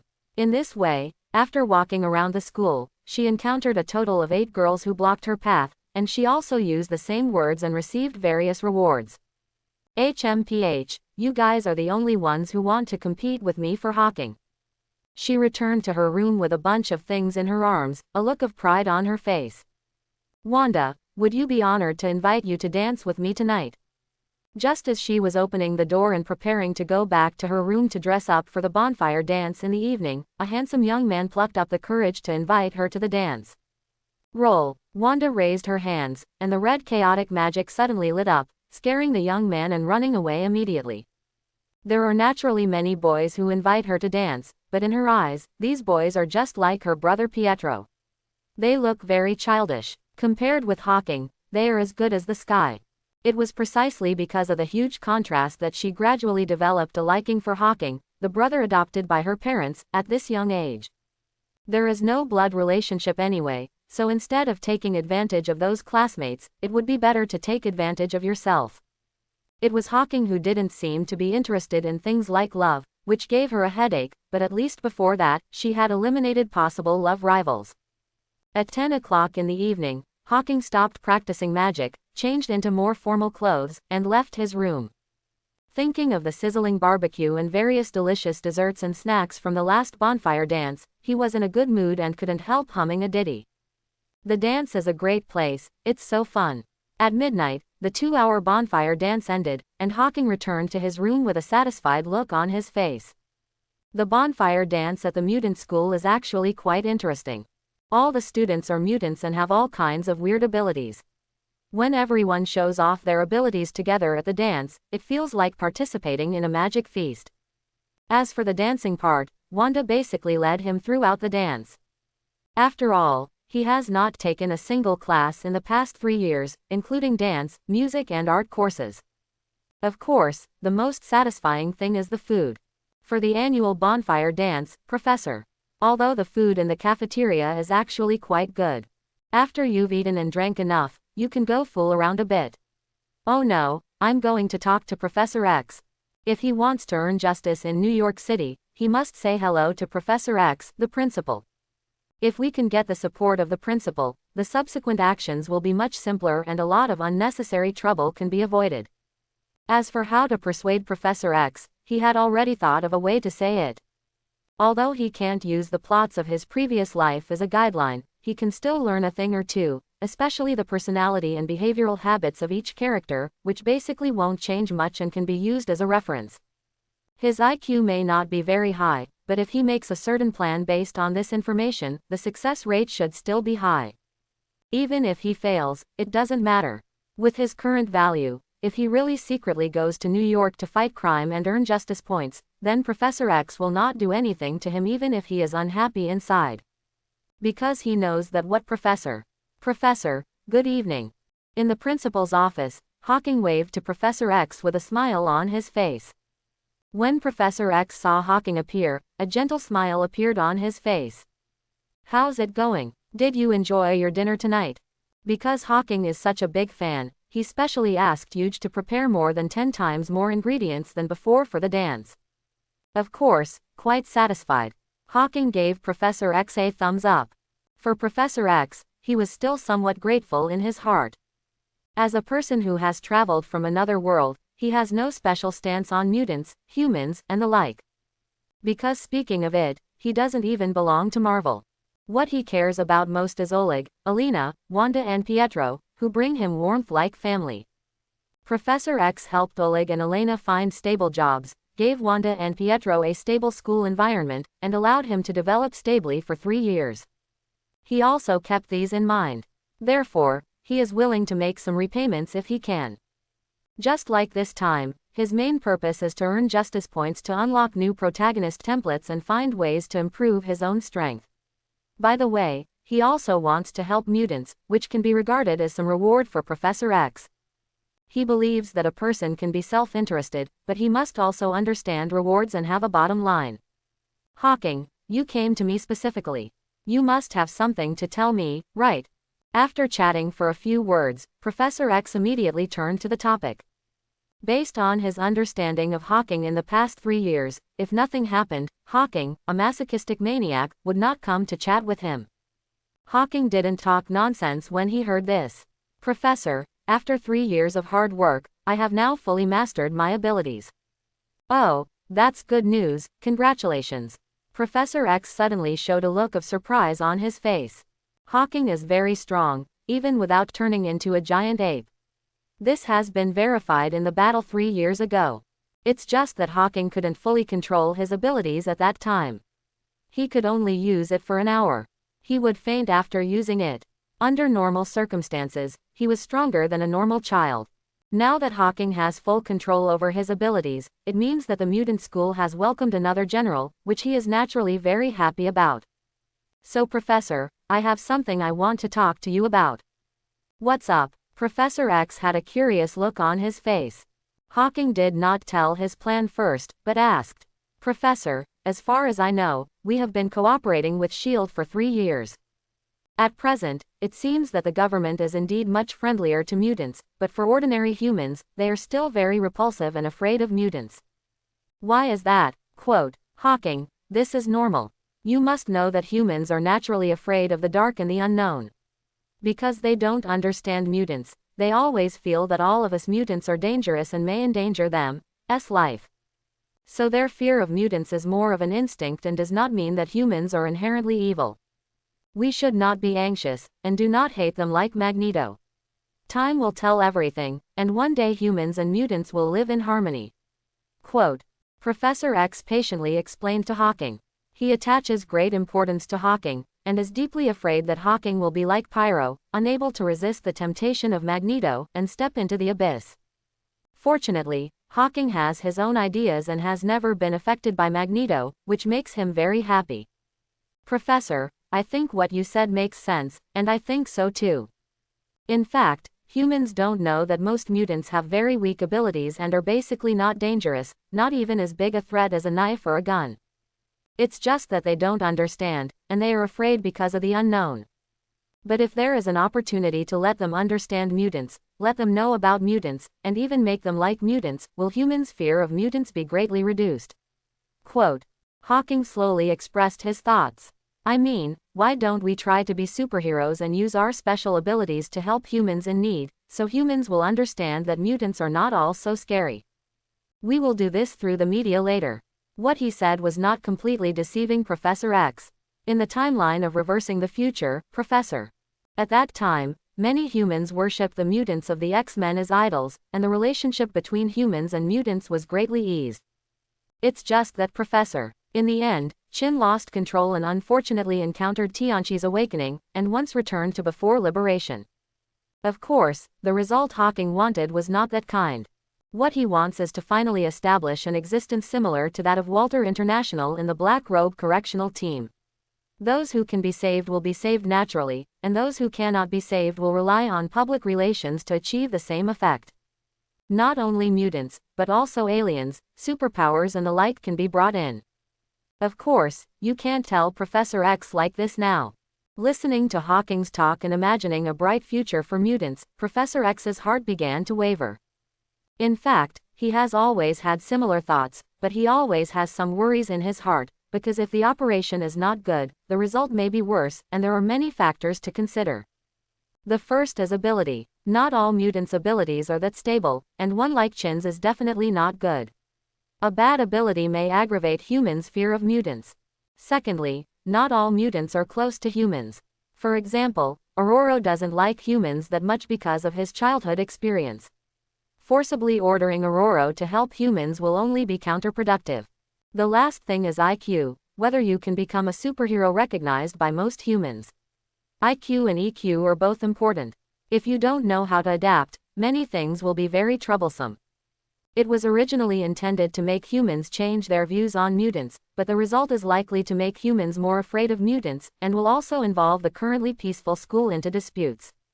Neither the stubborn Cyclops nor the free-spirited Wolverine will do this. After much deliberation, there were few teachers in the school who were suitable. The remaining X-Men who had not yet grown up were not qualified for this important task, so he had not considered it.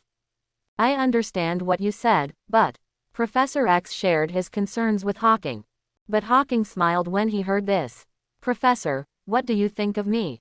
My abilities should be pretty good, and I'm not as busy as Teacher Chin and others who need to teach. You can use me to experiment first. Specifically, I will go to New York City in my own name to help those in need. After it has a certain effect, I will slowly reveal my identity. Listening to Hawking's well-founded and very feasible plan, Professor X fell into deep thought. You can give it a try. If it doesn't work, as long as Hawking doesn't disclose the mutant's identity, there shouldn't be any bad effects. Because he suddenly discovered that Hawking seemed to be a very suitable candidate. He has strong abilities and is very good at fighting. He is not lacking in IQ, he is also flexible, his heart is firm and not easily influenced by the outside world, and he has a kind heart. It's just that you are still a child, and this kind of thing is also dangerous. I think we can wait a few more years. His only concern was that he felt that letting a child take risks like this went against his original intention of establishing the school. Hawking also saw this and immediately pretended to be righteous and said, Professor, only if this kind of thing is started early will it be effective, so that mutants who are discriminated against in human society can live a better life. I never feel like a child, and to be honest, even if the professor doesn't agree, I will do it slowly because it's for the sake of the school and the entire mutant population. I, Hawking, am willing to take some risks. Quote, okay, since that's the case, let's do as you say. If you need anything, you can tell me. Finally, Professor X nodded with some emotion. A 15-year-old child with such noble thoughts made him unmoved. Even if this matter fails in the end, he feels that with people like Hawking around, the relationship between humans and mutants in the future will eventually become what he expects. You don't need anything yet. If possible, Professor, you can consider acquiring a media organization first. I think the Daily Bugle is very good. Seeing Professor X agree, Hawking showed a bright smile on his face. If Professor X could read his mind and know his true future plans, he probably wouldn't be so happy.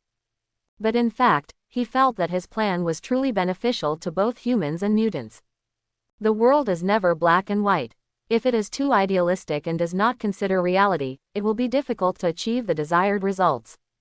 The next day, late at night, watching the lights in the rooms outside the window go out, and the teachers and students gradually falling asleep, Hawking jumped from the window upstairs, and then jumped several times to the woods behind. To earn justice points, you must choose night. Although there are various events happening during the day, overall there are definitely not as many as at night. It is also more convenient to travel at night. Therefore, he will have to readjust his work and rest schedule. Most of the time, he chooses to go out at night and return to school during the day to eat and rest. This one is good. He picked a large tree of about the same thickness, jumped up and down a little, cut off the head and tail, and held it in his hand. Well, this position should be about the same. Facing south, he roughly calculated the distance in his mind. The muscles in his right hand bulged and he exerted force instantly, and the cylindrical tree trunk immediately shot out like a rocket. At the same time, he kicked his legs hard, disappeared from the spot, and appeared on the flying tree trunk. Walking on the pillar is Dao Bai's specialty skill, and he can now do it easily without loading any templates. He can use firebolts and somersault clouds, but that requires loading Harry and Wukong templates. After returning from S.H.I.E.L.D. 3 years ago, he tried to summon the somersault cloud with the Goku template loaded, and it actually happened. And because he has the Wukong template on his body, he can also ride on the somersault cloud normally and will not fall down due to impure souls. But under normal circumstances, he would not load the protagonist template easily. One of the two templates can greatly improve the combat power of the body, and the other can greatly improve the magic ability, but they can only be used for 1 hour a day, and you have to wait until the next day to use them again. If you use it easily, and one day you suddenly encounter a strong enemy and cannot defeat it, you will be in trouble. In the dangerous world of Marvel, never gamble on your luck. It's just that this pillar flying may be slightly exposed, and ordinary people will not be able to detect it. Large organizations like S.H.I.E.L.D. with satellite surveillance will definitely be able to detect it. But so what, anyway, he was probably on the list of major organizations' attention 3 years ago. Now he is just flying as a pillar, which is nothing at all. Besides, he didn't go to the city to cause havoc, but to do good deeds, with Professor X's tacit approval behind it. Is there still such an operation?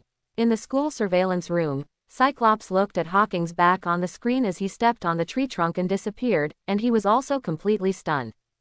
Although the school is covered by because Professor X can sense living creatures, but cannot detect some high-tech mechanical products. Today it happened to be Cyclops' turn to be in charge of guarding the control room, so he also saw the entire process of Hawking's flight. After reacting, he immediately went to Professor X to report the matter. After listening to Cyclops' report, Professor X was not surprised. You don't have to worry about Hawking's affairs, I know everything. S.H.I.E.L.D. Headquarters, Tri-Wing Building, Director's Office. Carol, how are the preparations for your Smart Weapon Observation and Response Center going? Nick Fury asked with a smile to the short-haired woman opposite who was holding an orange cat. This is one of his few trusted friends and his wife Maria's best friend. He was once the ace pilot of the army. After experiencing the Kree invasion together, he has been responsible for preparing a special department dedicated to dealing with aliens, the S.H.I.E.L.D. Bureau. This time it was rare to come back from the base in outer space to see him. What Carol was holding in his hands was not an ordinary orange cat, but the most dangerous alien creature, the element-devouring beast. His blind eye was caused by being accidentally scratched by this element-devouring beast. We are basically on the right track. I heard from Maria that you ran into trouble in the past 2 years. Do you need my help? Carol stroked her pet's head, a hint of concern flashed in her eyes. Nick Fury immediately waved his hand. I can solve the small problem myself. You should focus on the S.H.I.E.L.D. Bureau and the Skrulls. Our biggest enemies are the aliens who are much more advanced than our civilization. In his mind, the problems of the Earth are not a big problem. Although mutants are powerful, they are only a small part, and most of them are not as good as his well-trained agents. What really made him feel uneasy was those alien civilizations, especially the aggressive Kree. Through the information that Maria learned during the years when she lived on the Kree home planet of Hala, he deeply felt the power of the Kree civilization and the cruelty of the universe. For a civilization-level planet like Earth, the Kree would not know how to destroy it. And how many have been conquered? In the past few years, S.H.I.E.L.D. has been expanding its power crazily, hoping to make S.H.I.E.L.D. the most powerful force on Earth, and then cooperate with S.H.I.E.L.D. Bureau to prevent possible alien invasions in the future. He never puts his hope in the hands of those dead politicians, because in their eyes, besides money, they are profit, they are good at internal fighting, but they are useless when they really do things. If you need help, you can always come to me. Gugu and Talos can both help you. After chatting with Nick Fury for a while, Carol left S.H.I.E.L.D. holding her pet Gugu. Not long after Carol left, Hill walked in holding the computer. Director, these are some pictures just taken by the satellite. It's him. The picture shows Hawking standing on a tree trunk and flying towards New York City. In that battle 3 years ago, Nick Fury had already listed Hawking as his focus, second only to Professor X and Magneto, and he had been trying his best to collect information about Hawking. However, it is only known that Hawking was adopted by a couple during the Sokovia War 3 years ago, and then came to New York to join a mutant school. Before that, due to the war, no other information could be found. Over the past 3 years, through cooperation with the X-Men, he has gained a better understanding of mutant intelligence. Sometimes, in order to obtain information, he even directed and staged several crises to seek help from the X-Men, just to collect more detailed information on every threatening mutant. When he told Carol that he could deal with mutant problems, he wasn't bragging, but he really didn't think it was a big problem. If a conflict that is difficult to balance does break out, as long as he is prepared, the advantage will be his.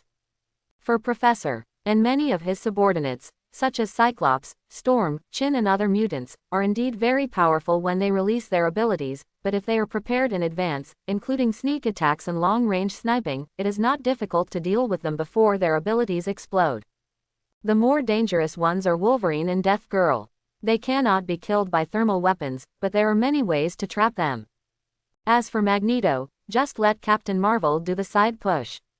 Apart from Magneto, there are few who can beat him.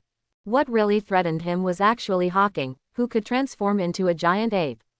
Until now, he had not figured out how many abilities the opponent had, what his limits were, and what his weaknesses were. He was already so strong when he was 12 years old, and now 3 years have passed. The key point is that he can't get Hawking's information at all, because the X-Men who have cooperated with him are very strict about Hawking's information. He only vaguely knows that Hawking's strength does not seem to be maintained forever. Now that the other party suddenly left the mutant school and flew to New York City in this way, how could he not be worried? After thinking for a moment, he immediately picked up the phone and dialed Professor X's number. Professor Charles, I found out that Hawking appeared here. Director Fury, don't worry, nothing is wrong. It's just that little Hawking read some comic books and wanted to use his abilities to help some people in need. He's still a kid after all, and you know, he might get bored of it after a few days. Quote. Nick Fury was relieved when he heard Professor X's explanation on the other end of the phone. If you just act as a superhero to fight criminals, of course it doesn't matter. At most, you can destroy some public facilities, which is not a big problem. But we can't keep going like this. Putting down the phone in his hand, he turned to Hill and asked. How's it going over there, Magneto? According to the intelligence sent by our agents lurking in the Brotherhood of Mutants, Magneto has recruited a new mutant who can sense the level of mutants. Now he is recruiting high-level mutants through this mutant. Agent Hill reported the information he had prepared long ago. Not every mutant has such a sense of identity. Mutants are just humans with special X genes in their bodies. They are still humans in essence. Humans have 7 emotions and 6 desires, so they can be recruited into agents by S.H.I.E.L.D. using various means. The Brotherhood of Mutants is an organization that will recruit any mutant who has strength.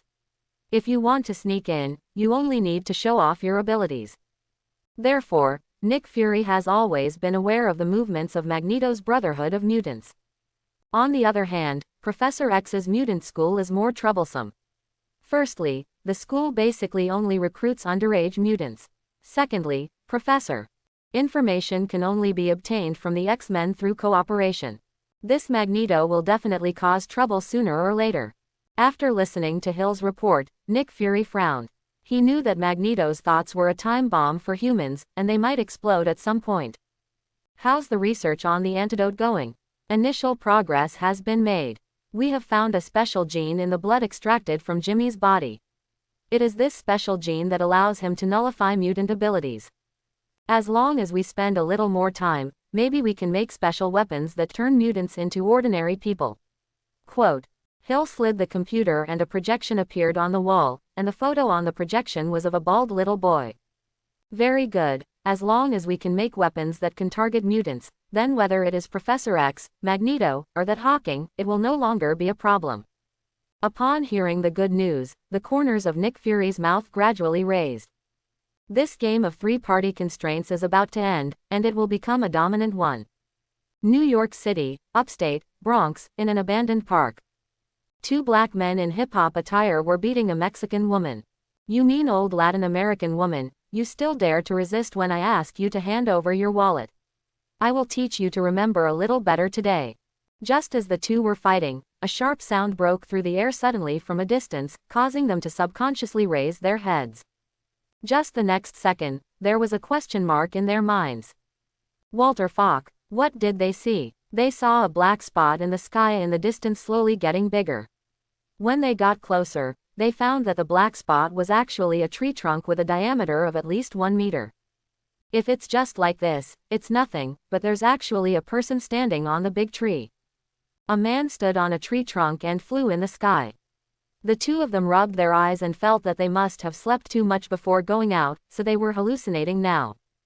But then they discovered that it was not an illusion at all. Because with a roar, the tree trunk penetrated directly into the lawn about 10 meters away from them. The man standing on the tree trunk jumped up in advance, flipped 360 degrees in the air like a gymnast, and landed firmly on the ground. The tree trunk inserted into the lawn and splashed soil on their faces. It was so real. The calculation is correct. The landing error is less than 5 meters, perfect. Looking at the surrounding environment, Hawking nodded with satisfaction. During previous vacations, he had specifically visited the Bronx. This abandoned park was the best place for him to land. There were so many people living nearby that it would be difficult to spot him. There are 5 boroughs in New York: the Bronx, Brooklyn, Manhattan, Queens and Staten Island. Manhattan is a famous wealthy area and a symbol of New York City. Many large companies are headquartered in Manhattan, such as Tony Stark's Stark Group. On the east side of Manhattan, separated from Manhattan by the East River, is the borough of Queens. Queens is the largest borough among the 5 boroughs of New York, has the second largest population, and is second only to Manhattan in terms of economic level. It is also home to some well-known companies, such as Austin Industries. Bordering Queens to the south is Brooklyn, the most populous borough in New York and the birthplace of Captain America Steve Rogers. Of course there is no Captain America in this universe, there is only Captain Carter. The southernmost part of New York is Staten Island, which has the least population and is relatively far away. It can be regarded as a small island in the sea by itself, and the sea scenery is relatively good. Finally, there is the Bronx, where Hawking is now located, bordering Manhattan and located at the northernmost edge of New York City. The Mutant school was built in the suburbs further north of the Bronx, and the place where Oleg and Elena worked and lived was also at the junction of the Bronx and the suburbs. It belonged to a company owned by Professor X's family. I've often heard that the most dangerous place in New York is Hell's Kitchen in Manhattan, which is where Daredevil often hangs out. But after 3 years of getting to know Hawking, he discovered that although Hell's Kitchen is dangerous, there are only a few blocks there. The real number of crimes has to be in the Bronx. Hell's Kitchen is just a slum in Manhattan, but the Bronx is a slum in New York. Because most African Americans and Hispanics in New York live in this area, the crime rate in the Bronx is one of the highest in the entire United States, and even the entire world. Especially the area south of the Bronx is notoriously chaotic, comparable to Vice City in the game. Therefore, this place naturally became Hawking's first choice for earning justice points. It is close to the school and has a high crime rate. Is this a good start? After landing gracefully, Hawking quickly discovered 2 stunned black men holding purses over there, as well as a middle-aged woman lying on the ground with a bruised nose and swollen face. With cheerful steps, he came to the 2 black men. I kindly suggest that you return the purse to her. Fake oil. The 2 black men looked at each other, then took out the dagger from their pockets and stabbed Hawking in the stomach. This actually surprised him. He thought the 2 guys would be frightened when they saw the scene just now, but he didn't expect them to be so brave. In fact, he only came here occasionally during holidays to inspect the terrain. Although he knew something about the crime situation here, he only heard about it through newspapers and some hearsay. He didn't know that the gangsters who had been living at the bottom here were living a life of today and no tomorrow. They might die in the sewers at some point, and their mentality had long been different from that of normal people. In their eyes, although Hawking was a little incredible, so what, if he dared them to return the trophies that could be used to buy powder, they would first ask about the knife in his hand. The key is that Hawking does not have a gun in his hand. In their eyes, guns are understandably the real deterrent weapon. Compared to these little gangsters, those at the top who have lived a good life through hard work are more precious about their lives. Then don't blame me. He reached out and grabbed the knife-holding wrists of the 2 black men like lightning, and gave them a strong squeeze. Crack. Along with the sound of 2 bones breaking, the 2 black men also let out shrill screams. He would never show mercy to those who wanted to kill him. Besides, there are no reporters or other people here, and there is no need to show off, so there is nothing to worry about when taking action. Let's go quickly. He kicked the 2 black men twice in the stomach, causing them to vomit blood and fall to the ground. Hawking picked up the leather bag and threw it to the middle-aged woman over there who had just gotten up. Thanks. The middle-aged woman picked up the purse, thanked her and ran away, fearing that what would happen next would implicate herself. Hawking didn't care when he saw this. His purpose was for justice, not gratitude. Poor guy. He reached out and searched the two black men and found less than $20, which made him slightly unhappy. The school was in charge of food and housing, so he was naturally embarrassed to ask the ogles for pocket money. Putting $20 in his pocket and ignoring the two black men who fainted, Hawking jumped up and disappeared into the park, reaching the roof of a 6-story building on a nearby street. Flavi. He stretched out his hand and cast a transformation spell on his sportswear. The sportswear instantly turned into a domineering golden armor. He picked up a fallen leaf floating in the wind, turned it into a golden helmet and put it on his head. Since you want to establish a superhero image, you must have an iconic outfit. The more fashionable and handsome you are, the more you can attract public attention and get more people's admiration. Even wearing a helmet is not to reduce trouble, but to create a sense of mystery. This is enough to explode when the identity is finally revealed. In addition to earning justice, all he did was to pave the way for the future of Superhero International Corporation. He is not such a childish person just pretending to be cool.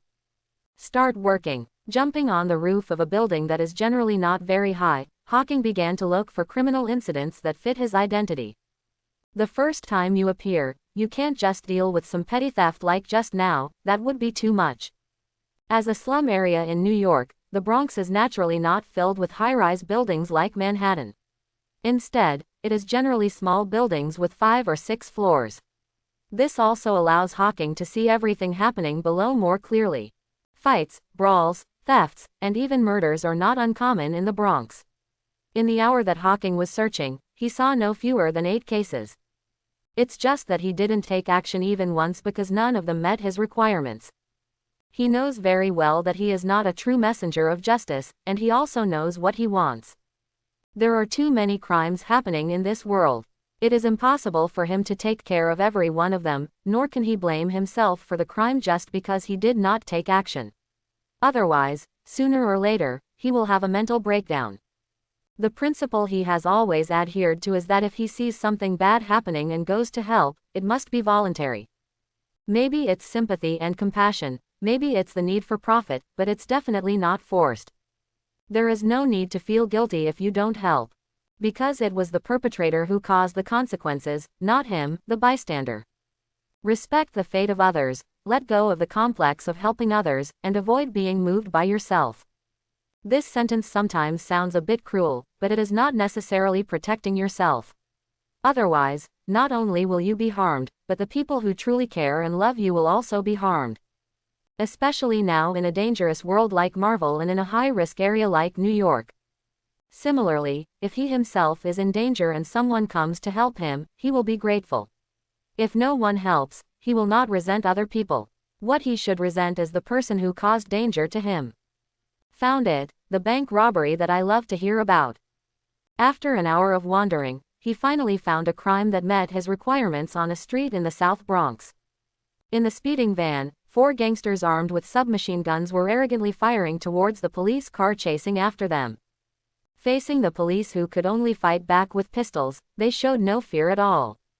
One gangster even opened the sunroof of the van and got out with an RPG.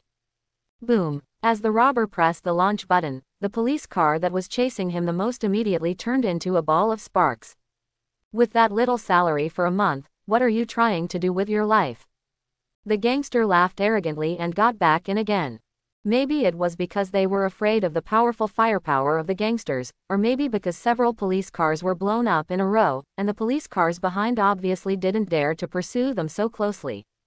If the van escaped sight, it will be almost impossible to find them and recover the money robbed from the bank in the chaotic South Bronx. It's 2003, and this is not the bustling Manhattan area. There are not so many surveillance cameras on the streets. Get rid of this group of policemen and drive to the planned transfer point. Then we will change to another car and go back to share the money. The boss of the robbers put down the RPG, opened the 5 large bags in the car, looked at the wads of US dollars inside, laughed and gave instructions to the driver. When the other robbers heard this, they immediately seemed to be in a state of excitement. The submachine guns in their hands fired wildly, causing the police car behind them to pursue even slower. However, just when they thought they could completely get rid of the police car and successfully end the robbery, a golden figure suddenly fell from the sky and landed directly in front of them. Boss! The driver subconsciously stepped on the brakes, and the robber boss behind him immediately roared.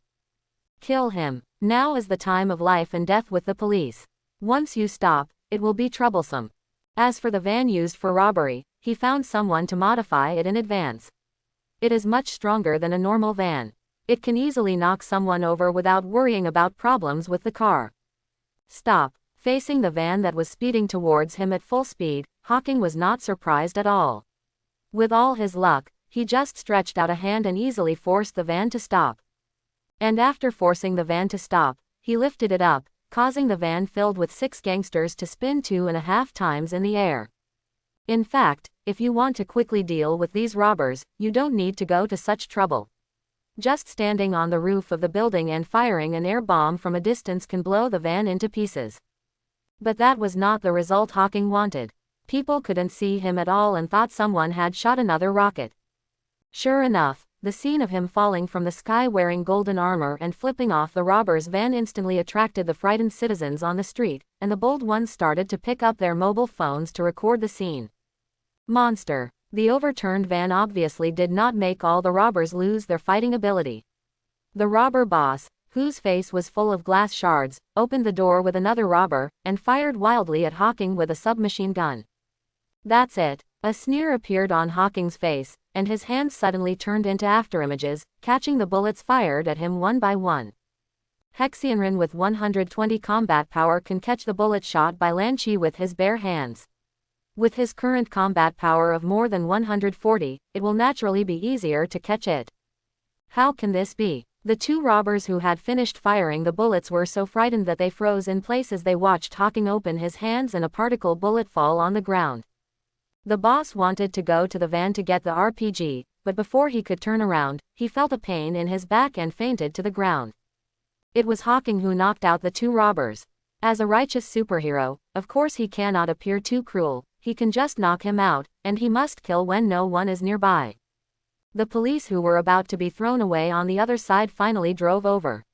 When they got out of the car and saw the overturned van and the knocked out robber, they were stunned for a moment, and then they immediately pulled out their pistols and pointed them at Hawking. Don't move, raise your hands. Who are you? Mars.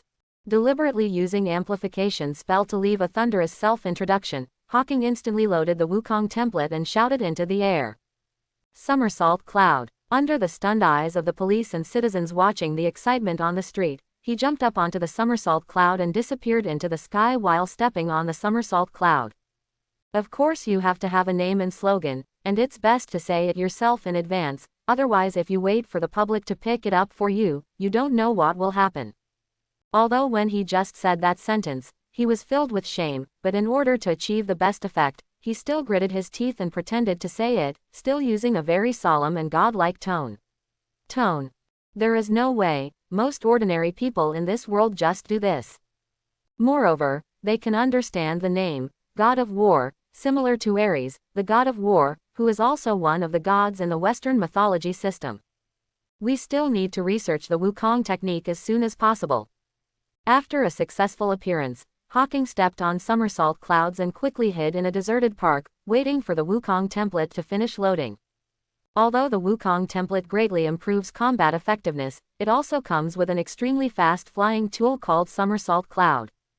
However, due to the interference of Wukong's character, it is not suitable for him to continue to fight criminals to earn justice points. Maybe the newly established image of a noble person will instantly collapse into a bad image. Therefore, Wukongshu, the ability to use chi to fly, is very important. If he could do the air dance just now, the effect of pretending might be even better. It's just that Wukong Jutsu is a move of the Crane Senryu style.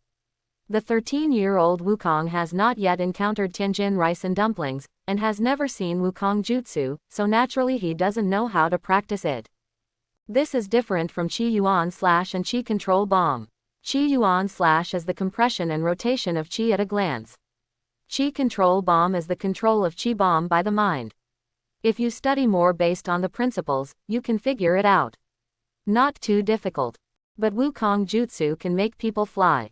Human beings can still use external tools to accomplish this ability, and those air principles cannot be applied to the study of Wukong technique at all. However, after 3 years of gradually becoming more proficient in Qi, he also had some vague ideas. He believed that given a little more time, it would not be impossible to figure it out. Mainly because he had previously focused all his energy on improving his combat effectiveness, especially the research on Qi Yuan / Krillin, who has a combat power of 75,000, used the move Kiwan / to cut off Frieza's tail in his second form, which had a combat power of 1 million. If Frieza hadn't dodged in time, he might have been able to dismember Frieza on the spot. In other words, with the power of Kiwan / if it hits, it can kill enemies that are at least 10 times stronger than itself. Even Captain Marvel would probably be hit by his current Qi Yuan /. He definitely needs to spend more time on this bug move. It's such a waste of money. At the same time, he thought about the large amount of dollar bills that had been spilled out of the van after it overturned. If he had been faster just now, he would have had a chance to use the transformation spell to take those dollar bills away, but to be on the safe side and to better shape his own image, he gave up in the end. Anyway, he felt that there would be many opportunities in the future. About there, when the Wukong template time was over, Hawking jumped up and continued tonight's action. But this time he didn't pick any more, but solved one as soon as he found one. It's just that he always walked away after solving the problem, without even having a chance to thank the other party, nor did he give his name again. It's enough to shout the slogan once, but if you shout it too many times, it will seem to be a loss of status. In this way, it lasted until 5 o'clock in the morning, and he solved nearly 20 incidents, ranging from theft to murder. The efficiency is still not high enough. Standing on the roof of the building on the street, Hawking looked at the progress bar on his panel and frowned. The South Bronx is indeed chaotic, and there are many chaotic incidents, but they are all distributed in various parts of the city, and many of them do not happen outside. Incidents such as homicides, home invasions, and gang fights mostly occur inside buildings, abandoned factories, and basements. He jumped on the roof to look for these, but it was really not that easy to find. In order to improve efficiency, he tried to borrow a police calling machine. However, it was later discovered that many incidents were over by the time the police call machine rang. In the past, the police mostly ended the incidents and were not as efficient as searching for them on their own. Crucially, he also discovered something very important. That is, the justice value and income of everything he does are different, and the gap is not small. Among them, the incident that gives the most justice value is the kind of life-saving incident. It's like he caught a thief who broke into a house. Even if the thief stole 100 million, he would only be given a little justice if he stopped it. And if the thief was about to kill someone with a knife but was stopped by him, then there would be 100 points of justice. In other words, petty theft, and even many things that are very bad in the eyes of the public, if they do not involve killing, will give very little justice value. Even in the bank robbery incident in which he appeared, if the robbers did not intend to kill anyone from the beginning to the end, and just robbed and ran away, the justice value of catching them is not much different from catching a guy on the side of the road grabbing a lollipop. There is another thing, and that is the panel's determination of justice. As long as it is something he thinks is justice, then it is justice. This fact makes him happy, but it also gives him restrictions. That is, he cannot deliberately create events to increase the justice value. For example, if you push a person into the water, rescue him when he is about to suffocate, then push him into the water again, rescue him again, push him into the water again, and repeat this, there is no justice at all. Because when he had this idea in his mind, he had already judged in his heart that this was not a just thing, but a bad thing done for the sake of justice, so naturally there was no justice. So in the next period of time, he has 2 things to do. First, improve the efficiency of finding events, not only outdoors, but also indoors. Secondly, he can't take action when he encounters an incident. Since it wastes time and earns less justice points, petty theft and the like can be ignored directly. The focus is on events that are helpful to his image and have more justice points. Perhaps, we can go to Queens to look for Peter Parker sometime. If he remembered correctly, Spider-Man has a spider sense. In addition to being able to sense danger, he can also be sensitive to events happening within a certain range around him. This also causes Spider-Man to be often late on his way to work, school, and appointments, because his moral standards prevent him from turning a blind eye to those events. Of course, Spider-Man in different universes have different abilities in this regard. But it doesn't matter, it's definitely more efficient than him looking for it alone. If it's a small incident, let Spider-Man solve it by himself. If it's a bigger incident, let Spider-Man notify him to solve it. And if he wants to establish an international superhero company in the future, Spider-Man is also one of the people he plans to invite. It is certainly impossible for a superhero like Tony Stark who has the advantage of money to join his company, but for a civilian superhero like Spider-Man who is short of money, there is still a lot of hope for early contact. It's almost time, go back and have breakfast and go to bed. After rubbing his belly, Hawking jumped and disappeared, heading towards the abandoned park in the North Bronx where he first came. Dawn arrives and darkness recedes. Even the chaotic South Bronx becomes quiet at this time. It is a waste of time to stay here any longer. It is better to go back and have breakfast to fill your stomach and go to bed. Let's go. Returning to the park again, the two black gangsters had disappeared. They probably went to the hospital after waking up, or they might have been dragged away by the police. Hawking pulled out the tree trunk stuck in the ground, threw it out again, and then stepped on the trunk back to the mutant school. Good morning, Professor, you got up so early. As soon as he entered the cafeteria, he saw Professor X sitting in a wheelchair who seemed to be waiting for him. Obviously, Professor X was very concerned about his situation last night. I asked people to purchase a lot of ingredients overnight. You must be hungry after not eating anything all night. Professor, haha, then I'm not welcome. Hawking's eyes lit up when he saw this, and he immediately sat down and started devouring it. Jumping up and down on the rooftops of the city all night is a kind of training, and it consumes a lot of energy. When they were almost done eating, After listening to Hawking's narration, Professor X also showed a satisfied smile on his face. He felt that Hawking did much better than he expected. He not only used his abilities to save those humans, but also specially created a full-fledged character image. This will definitely have a great positive effect on the change of mankind's attitude towards mutants in the later period. He can already imagine that if the God of War, created by Hawking is really highly respected by the human public in the future, once Hawking admits that he is a mutant, it will inevitably greatly change the perception of mutants in the hearts of the public. Very well, Hawking, you did a great job. Yesterday, I followed your instructions and had the Daily Bugle taken down. If you think it should be manipulated, you can go directly to the person in charge there, J. John Jameson. Quote. What? So fast? Now it was Hawking's turn to be shocked. He had just made the suggestion to Professor X the night before, but Professor X had already won the Daily Bugle yesterday. It can only be said that Professor X's family strength is much stronger than he imagined. You woke me up the night before yesterday. You were right. I should have noticed the power of the media earlier. Professor X smiled. Even if Hawking's superhero plan fails, having a media that can report some positive news about mutants can still change some human opinions. So yesterday he used a lot of connections and spent a lot of money to buy the Daily Bugle from J. John Jameson and made J. John Jameson his worker.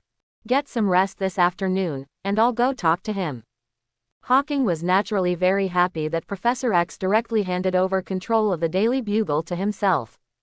Because that also means that in the eyes of Professor, it seems that the high IQ business he has been running in recent years has begun to take effect. It is not easy to open an international superhero company like the one in Black Robe Picket. Even if you get a lot of money and don't have the corresponding connections to enter the capital circle, you still won't be able to start it. There is no point in being strong at all.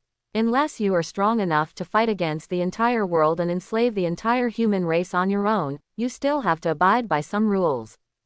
If the method is too bad, then in the end he will become like Magneto, a being that everyone shouts about, and he will be beaten by various superheroes as villains. The water on the Earth is very deep, especially the 838 universe is very different from the main universe. It is not known how many powerful existences are hidden. Besides, he is not alone. There are people like Wanda, Pietro, Oleg, and Elena who are like family members. Therefore, Professor X's recognition and trust in him are very important. Because in addition to being a mutant, with Professor X helping behind, many things become easier. Professor, get me a camera. I can use it. After finishing breakfast, he said something to Professor X, and he left the cafeteria and returned to his room. At 2 o'clock in the afternoon, Hawking woke up and turned on his computer as soon as possible. In this era, although most ordinary people still read news mainly through newspapers and television. But in fact, most news can already be viewed through the internet. Sure enough, he soon found a lot of news related to him on the internet, and also saw videos shot by passers-by and various messages. Some people say that the video must be fake, some say that the golden armor is so handsome, and the name of the golden god of war is so cool, and some say that there is a god in this world. Even extremists say that this is the end of mankind, so gods have come to Earth. Anyway, it's a lot of mess, and it's all about anything, but it's getting popular, and because it's about crime prevention, the reviews are mostly positive. After washing up, he first went to the battle simulation room to take some photos with the camera, and then went to Cyclops to borrow his modified Harley motorcycle. Broad daylight is not suitable for tree flying in the city. Strong enough. Pressing the special button modified on the handlebar, the speed of the motorcycle instantly exceeded the limit and doubled, which made Hawking couldn't help but let out a sigh of admiration. If there had been such a motorcycle in the previous life, it would have been extremely popular. Speeding all the way, this time he did not stop in the Bronx, but went directly to the news building of the Manhattan Daily Bugle. That armored man, you said you want him to be on the front page of our newspaper tomorrow. A clown who hides his head and shows his tail. How can such a person be on the front page of our newspaper? I have already put that news on the 5th page today. Quote. Jonah Jameson looked at Hawking sitting opposite, laughed and waved his hands, obviously disapproving of his ridiculous suggestion. But Hawking slapped his big hand on the table. It's not the armored man, it's the god of war, and Mr. Jameson. Please understand the situation. This is not a suggestion, but an order. Mr. Charles should have told you that my orders are his orders, and you just need to execute them. Quote. But, this definitely has no sales. The front page should be last night's private meeting between Tony Stark and the new movie queen at the hotel. Everyone likes to see that. Jonah Jameson replied with a somewhat uncomfortable expression. He now regrets that he sold the Daily Bugle that he worked so hard to build, and Charles actually sent such a guy who knew nothing to point fingers. But there is no way. Competition in this industry is fierce now. He looks good on the surface, but in fact he is carrying huge debts. If he fails, he may go bankrupt, and Charles gives too much. There are tidbits about Tony Stark almost every day. If you write about it and others will write about it, how can you be competitive? On the way here, I saw newspapers in the hands of many people, all reporting the events of last night. You should ask your staff to see the sales of your 5th edition so far today. Quote. Seeing Jonah Jameson's reluctance, Hawking patiently explained. He still values Jonah Jameson quite a bit. To be able to found the Daily Bugle on his own and develop it to this extent, he definitely has some skills. Maybe Jonah Jameson's work ethic isn't very high, and what's reported in the news isn't that true, as can be seen from the various Spider-Man noir. But what he values is this about the other party. His true moral level is too high, and he really doesn't need someone who only pursues the authenticity of news. Because the news he asks the Bugle Daily to release in the future cannot all be so true. When necessary, all kinds of falsehoods and exaggerations are also indispensable. Check me the sales volume of today's 5th edition so far. After hearing this, Jonah Jameson picked up the phone with suspicion and called the female secretary outside the office door. After a while, the female secretary called back and reported. Boss, the 5th edition has been sold out as of now. Sold out. Jonah Jameson was stunned for a moment, then immediately stood up from his chair and roared into the phone. Quickly. Let Eddie come to my office. The armored man will be on the front page tomorrow. I want the armored man's photo. In his eyes, nothing is as important as sales volume. As long as the sales volume is good, not to mention the armored man, even the masked man can do it. Soon, a young reporter with a camera hanging around his neck rushed in. Eddie, write me a report about that armored man, and then I don't care what method you use, whether you spend money or find connections, get me some photos of that guy. Seeing Eddie, the Daily Bugle's best reporter, Jonah Jameson immediately stood up and started giving orders. Now that he was working, he had completely forgotten about Hawking's existence. Boss, should you write something positive or something negative? Eddie asked. Jonah Jameson stared. Of course it's negative. It's more interesting to write negative things. You still have to ask me about this kind of thing. It was written that the armored man was hiding his head and tail, maybe he was in a group with those bank robbers. They fought over the uneven distribution of the stolen goods, and finally ran away when they saw the police coming. Yes, just write it like this. You can polish the specific details. Quote. Yes, boss. Eddie was not surprised when he heard this and nodded immediately. He knew the personality of his boss best and asked just in case. But just as he was about to turn around, he was stopped by a voice. No, you can't write like that. I want you to write all positive reports for me. Turning around, he saw a strange young man sitting opposite the boss who had been silent. Who are you? I am your boss's boss. If you don't obey my orders, you will be one of the unemployed by this time tomorrow. Hawking stood up and smiled. Eddie immediately turned to look at his boss Jonah Jameson, who twitched the corner of his mouth. Do as he says. I'll tell you how to write tomorrow's news. The title will be something like this. Shocked, gods came to Earth to save mankind. It's scary that someone can catch a bullet with his bare hands. Incredibly, a white cloud capable of manned flight appears in the Bronx. Then the content will praise the god of war to death. You can write him as God. Anyway, the purpose is to make everyone think that he is a trustworthy superhero. Quote. After saying that, Hawking took out a stack of posed photos from his pocket and threw them on the table. This is a picture of the god of war. Use whichever one suits you best. It would be a shame if you didn't become a reporter. Jonah Jameson picked up the photo on the table and looked at Hawking with admiration, feeling as if he had met a close friend. None of the 3 news headlines mentioned the name, God of War, just now, but they have highlighted all the key points. The key is just to take a glance and want to click in immediately to see what is going on. It's amazing. He decided that the future headlines of the Daily Bugle would all use this format. After staying in the Daily Bugle news building for a while and finalizing the headlines for tomorrow's newspaper, Hawking drove his motorcycle to Queens. At present, except for some young people, everyone still prefers to read news in newspapers, so the role of the Bugle Daily is still not small. That Eddie just now, I don't know if he is the host of Venom. While riding his motorcycle, Hawking suddenly remembered that Venom's symbiote host seemed to be named Eddie, who was also a reporter. But he didn't take it to heart, because even if it was true, he was still just a loser reporter, and superheroes like Venom were also the type that was easier to recruit. Zhongcheng High School, let's go here to take a look first. Speeding all the way, Hawking finally found Marvel's famous Midtown High School in Queens. It is not easy to find Peter Parker in such a large borough of Queens, but it is much easier to find a famous public high school. At least in his impression, most of the Spider-Men in the universe should have attended Midtown High School. If this universe is not the case, then it doesn't matter. At worst, I can make up a reason and ask Professor X to use a brainwave amplifier to help find it. Hey, handsome guy, which class are you in? Meet me, I'm Lily. King Huo parked his motorcycle and before he reached the teaching building, he was stopped by a blonde girl dressed very hotly. Zhongcheng High School is a city public high school.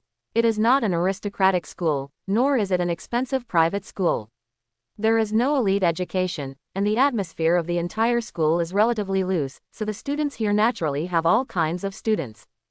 Except for a few who have good grades, most of them are actually playing, falling in love, and rebellious. Maybe they will not work hard until they go to college. Hawking's almost perfect figure paired with a black jacket and riding a domineering Harley motorcycle naturally makes him very attractive to girls of this age. Girls abroad are really direct. Hawking was stunned for a moment, then replied with a smile. Little sister, I'm not from your school. Can I ask if you know a classmate named Peter Parker? Little sister, The blonde girl raised her eyebrows when she heard this and deliberately straightened her chest. You don't look that big, why do you think I'm small? Oh, I don't mean anything else. Obviously, you are very beautiful and a big beauty. I mean I am just a few years older than you. Upon seeing this, Hawking immediately smiled and explained. He knew that rebellious girls hated being treated like children. Sure enough, the blonde girl's face became much prettier after hearing this. That's pretty much it. There is a nerd named Peter Parker in school, but I don't know if he's the one you're looking for. Chapter 51. It should be him. Do you know where he is now? When Hawking heard Nerd Peter, he roughly knew that it should be Spider-Man Peter, because he remembered that Peter Parker seemed to always be among the best in studies. He casually picked a leaf from the tree nearby, used a transformation spell to turn it into a rose, and handed it to the blonde girl in front of him. A little meeting gift. The blonde girl took the rose with surprise on her face. I didn't expect you to do magic. I don't know where Peter Parker is, but my best friend must know because she has a crush on that nerd. As she spoke, the blonde girl shouted to a thin black-haired girl standing at the door of the teaching building. Jessica, come here quickly. Lily, what's wrong? Jessica trotted over with a puzzled look on her face. Lily pointed at Hawking and said, this guy is looking for nerdy Peter Parker. Do you know where he is now? Lily, don't call Peter a nerd. He is very smart. He just had a fight with Thompson in the corridor, and he beat Thompson to the ground. Jessica sounded very dissatisfied, but Lily burst out laughing when she heard this. I said, Jessica, you must be kidding.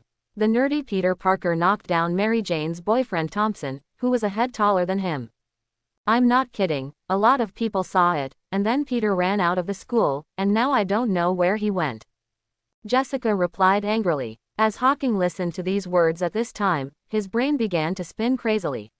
He was recalling all the different versions of Spider-Man plots he had seen in his previous life. It's not Little Peter, it's not Super Spider-Man, there's no Mary Jane in Super Spider-Man, the plot is similar to Maguire's version of Spider-Man.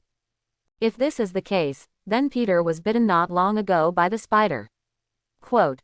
Thinking of this, Hawking stopped staying and rode his motorcycle again. I have to leave first, and I'll treat you to dinner when I have time. After waving to Lily and Jessica, Hawking left the school on his motorcycle. Oops, I didn't ask him for his phone number. I'll ask Peter next time. I didn't expect this nerd to know such an interesting handsome guy. Lily looked at Hawking's back disappearing at the school gate and sighed with a somewhat regretful expression. Shallow, Jessica muttered to herself. On the street, Hawking was riding a motorcycle and observing the surrounding rooftops, while also muttering in his heart. I didn't expect that Peter Parker also had a crush in high school, but why does the name Jessica sound familiar? Found it. With his super eyesight, he soon spotted a young man jumping and flying on the roof of the building.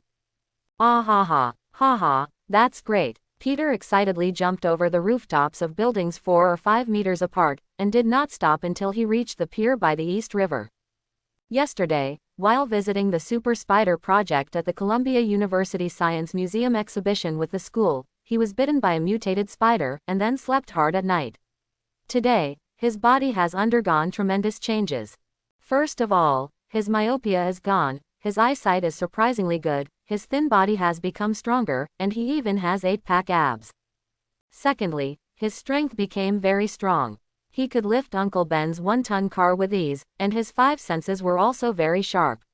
Many things seemed to be in slow motion when he thought about it. Can sense danger occurring far away. Finally, after just knocking out Thompson, who usually liked to bully him, and running out of school, he discovered that his hands could extend barbs like spiders and stick to the wall to climb. Now, he was going to try out his ability to spray spider silk that only appeared occasionally.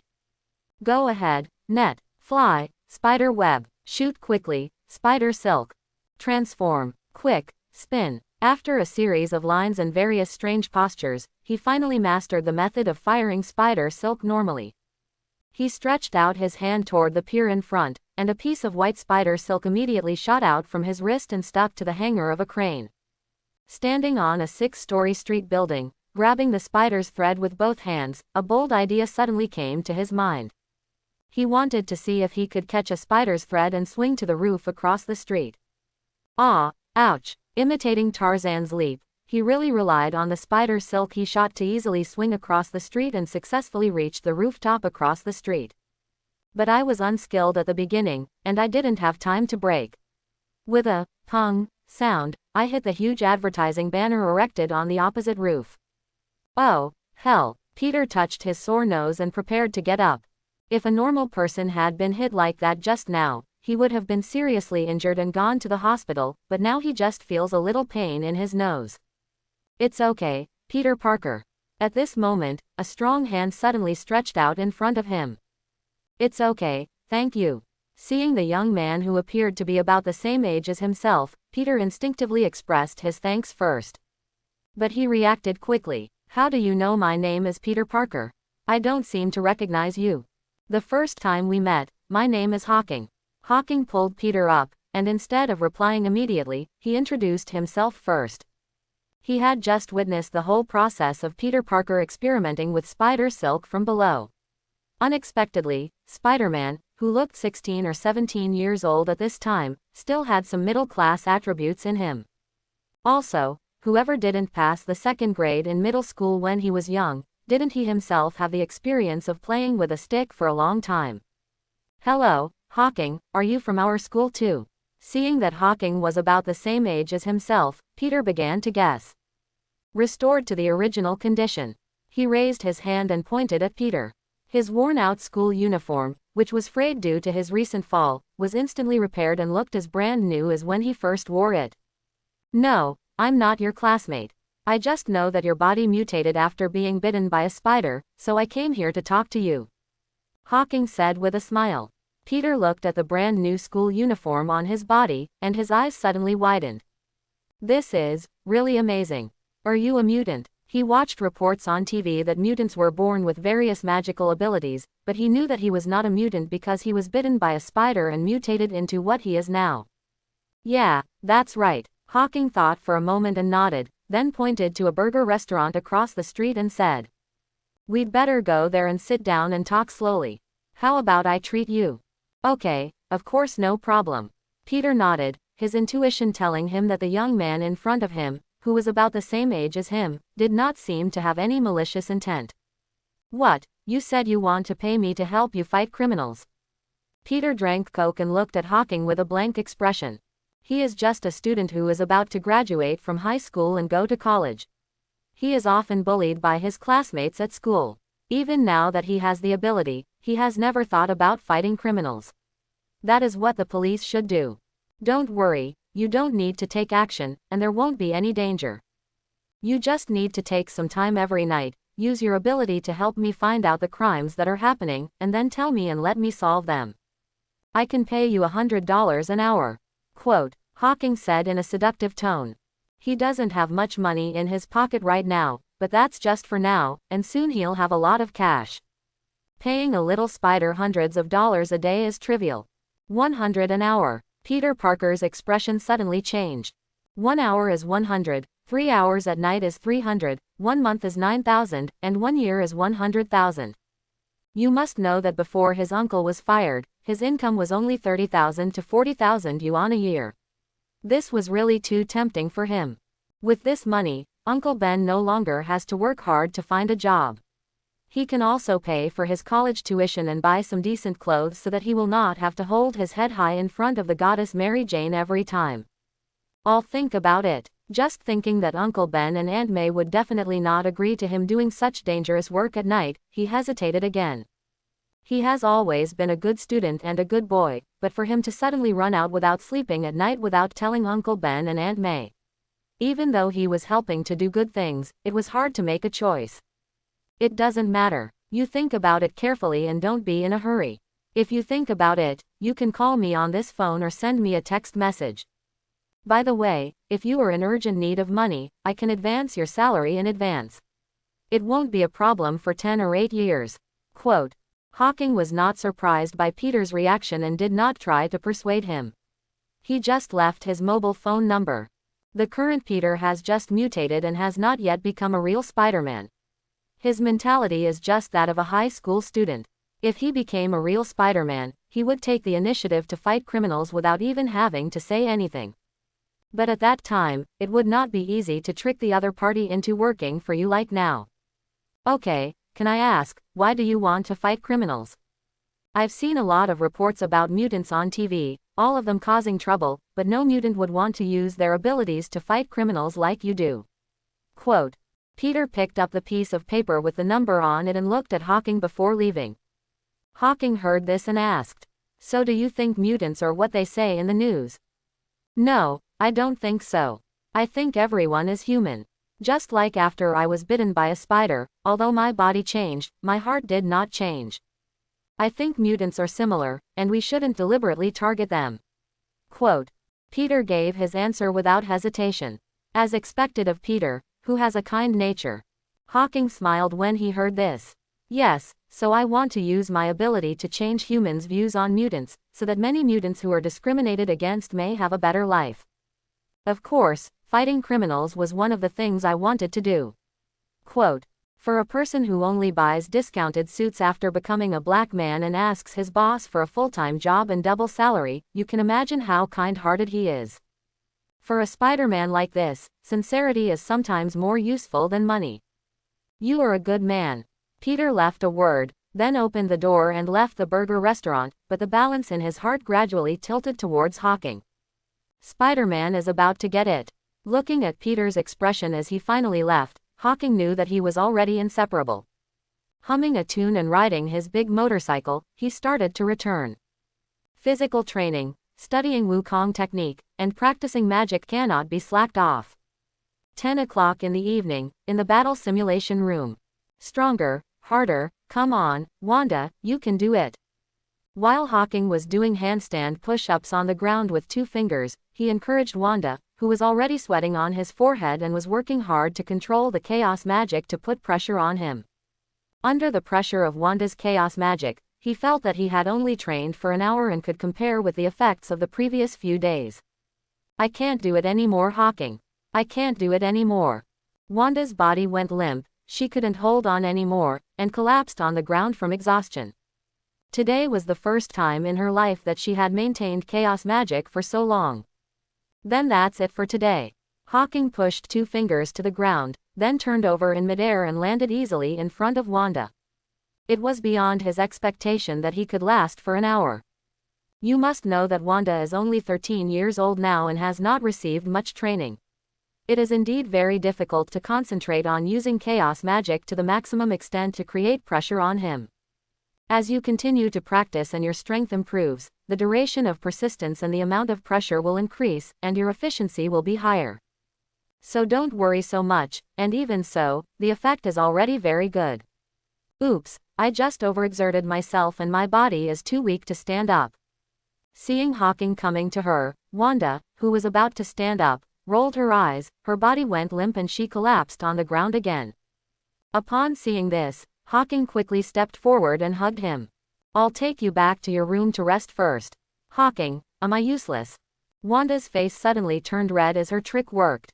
In the past, Hawking often hugged her and kept throwing her into the air and catching her again.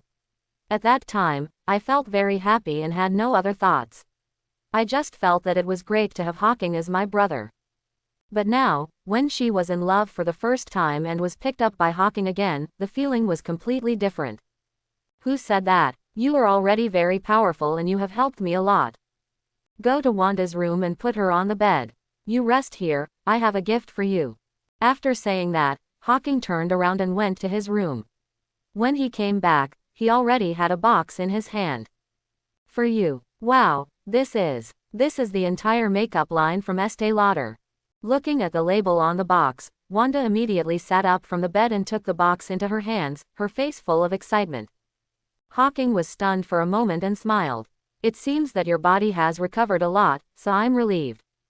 He also felt a little guilty about asking Wanda to take time out to help him practice every day. So on the way back, I used all the savings in my pocket to buy Wanda a complete set of S.H.I.E.L.D. cosmetics that she had longed for. As girls grow up, it is difficult for them to resist these things. Ah, yes, I suddenly feel better now and my strength has returned. After reacting, Wanda quickly put down the box and hurriedly followed Hawking's words to make amends. Meanwhile, Queens. Peter Parker was debating whether he should agree to Hawking's conditions and whether he should tell Uncle Ben and Aunt May about his mutation. Suddenly, through the window, he saw a beautiful figure illuminated by a lamp behind the curtains opposite, and his expression suddenly changed.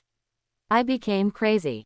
It turned out to be Mary Jane, the goddess he had always had a crush on, who had just taken a shower and was changing clothes. Yes, Mary Jane, the school's crush, has actually been living next door to his house, but her boyfriend is the school's football star Captain Thompson, and her family is relatively wealthy.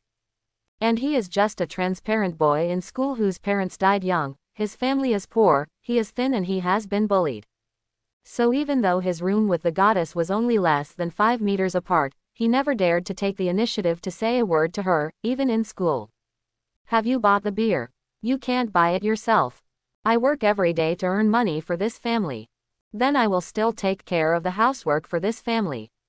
However, soon, he heard the sound of quarreling on the opposite side. It was Mary Jane's parents who were quarreling again. I'm so annoyed. You guys quarrel every day. I'm going out. Girl, where are you going so late? Don't worry about it. Gungan, you are as stupid as your mother. If you don't go to school well, you just know how to fool around. The dishes in the pool haven't been washed yet. You can't go out to play until they're done. Seeing that the goddess seemed to be going out, he hurried downstairs and picked up the kitchen garbage bag, pretending to go out and take out the garbage. As usual, he met the goddess who had just left home. Only this time, he didn't stop talking, but mustered up the courage to try and say hello to him. The changes in his body also gave him more confidence in himself. Maybe it was because of what happened during the day that Mary Jane had a great change in her opinion of Peter, so for a while the two of them were chatting somewhat speculatively. However, before Peter could be happy for a long time, a cool sports car stopped on the road in front, and the driver was Mary Jane's boyfriend Thompson. Hey Mary, come try my birthday gift and I'll take you to my birthday party to party all night long. Sorry, I have to leave. Mary Jane quickly waved to Peter, and then flew towards Thompson excitedly. Oh my gosh, it's so beautiful, I love parties. The car is really cool. Watching his goddess leave in someone else's sports car at night, Peter felt mixed emotions in his heart and returned to his room feeling a little disappointed. Then he rummaged through the boxes in the room and found a newspaper devoted to cars.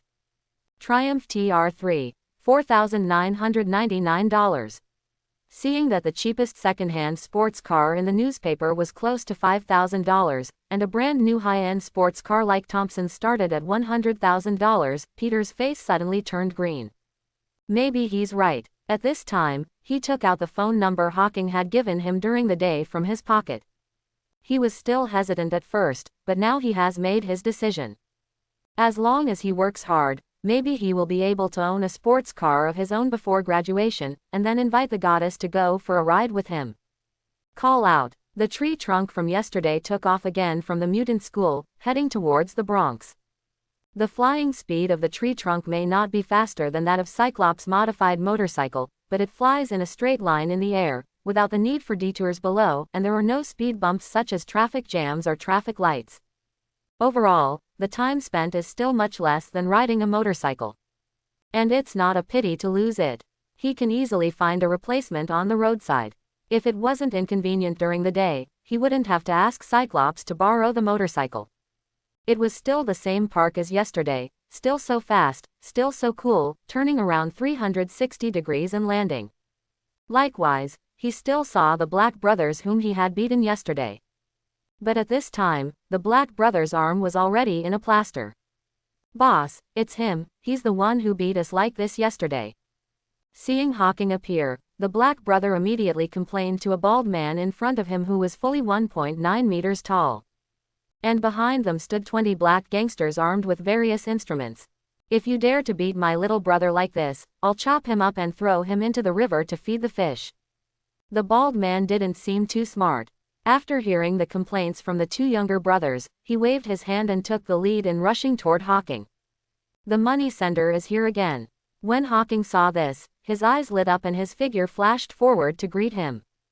A moment later, among the black gangsters lying on the ground, he held the $652 in his hand and shook his head. What a poor guy, how can you get away with being so poor? After putting the money in his pocket, he suddenly felt something in his heart. He picked up the bald boss and slapped a few of his big-ass pockets to wake him up. Then he pointed at his head. The soul is out of body. The Imperious Curse is one of the 3 unforgivable curses. The person who has been cursed will feel that his mind goes blank, all thoughts and sense of responsibility disappear, and then he will feel extremely happy and joyful. Then there will be a voice telling the person who has been cursed to do something, and the person who is cursed will do it exactly. The disadvantage is that the person who is under the curse has strong enough willpower to resist. If it is cast on the same person multiple times, it will cause resistance. The 3 unforgivable curses were taught by Fake Moody before the Goblet of Fire, and Harry learned them, so Hawking could also master them. It's just that if this kind of black magic is used too much, it will easily pollute the spirit of the person who casts the spell, especially the kind like chewing a big melon, which has a very big impact, and he will not use it often unless necessary. Tell me, what are the forces in your area, and which boss is the richest? There are all here. Under the effect of the Imperious Curse, the Black Bald boss quickly told Hawking everything he knew. Next, he will use money in many ways, whether it is to pay Spider-Man's salary or the superhero international company he plans to establish, so he must find a way to make more money. So he set his sights on the bosses of the dark forces. Even if these guys' money was taken away by him, they would not dare to call the police or make a big deal out of it. At most, they would send someone to investigate secretly. When it comes to making money, he plans to open a new vest so that his positive image will not be affected and the dark forces will not find any clues. Then spend the first half of the night fighting criminals and the second half of the night making money. After a few jumps and disappearing into the park, he used the transformation spell to turn his coat into golden armor again, and began tonight's crime-fighting operation. The peak period of crime incidents is between 11 o'clock and 2 o'clock, and the crime rate will decrease significantly after 2 o'clock. After 2 o'clock, everyone has fallen asleep, including the dark forces, which makes it much easier for him to make money. Even though he could steal money silently, he still didn't want to make a scene and rob it, lest it cause unnecessary trouble. This guy is quite dedicated, but he seems to be unlucky. At midnight, after Hawking brilliantly solved several crimes, he unexpectedly met an acquaintance. This acquaintance was none other than Eddie Brock, the Daily Bugle's top reporter, but at this time he was being blocked in a street corner by a few gangsters and being robbed. Those gangsters obviously had some special hobbies. After snatching Eddie's camera and wallet, they actually started to forcefully lift Eddie's pants. Oh, no, brothers, don't be like this. You want money, right? I'll give it all to you. If it's not enough, I can go to the bank and withdraw it. Any amount is fine. Please let me go. Eddie protected his pants desperately, with a hint of crying in his tone. Hell, I've heard that the South Bronx is very dangerous at night, and even many experienced reporters are unwilling to come here at night. But he didn't expect it to be so dangerous. Even if he robbed money, he didn't need that little money.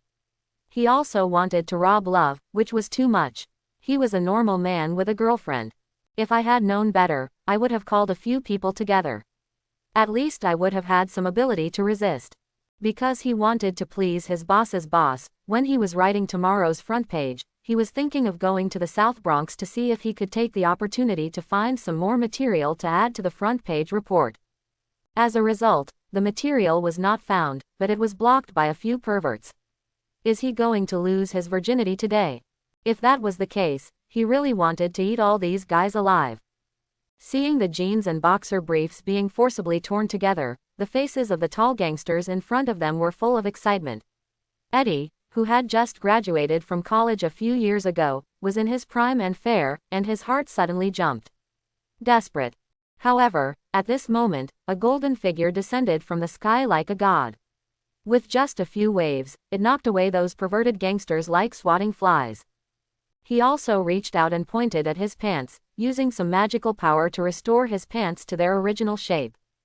Friend, put on your pants. The majestic yet warm voice instantly dispelled all the despair in his heart, allowing him to see the light again. He swore that from then on, the god of war, who had helped him save Jew, would be his biggest idol in life. Anyone who had trouble with the god of war would have trouble with Eddie. Thank you so much.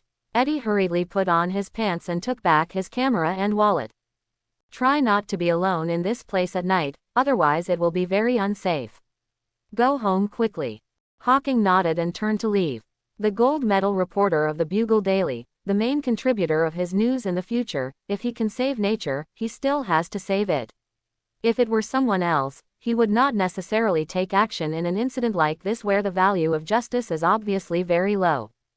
At this time Eddie hurriedly stopped in front of him and introduced himself. I'm Eddie, a reporter from the Daily Bugle. Can I ask you a few questions? Of course, it's okay if you don't want to answer. Quote. Explain. Hawking paused for a moment, then nodded. Some words conveyed through Eddie's mouth can enrich his image, and can also increase the sales of the Daily Bugle, killing two birds with one stone. No problem. Eddie immediately took out a small notebook and started to memorize it.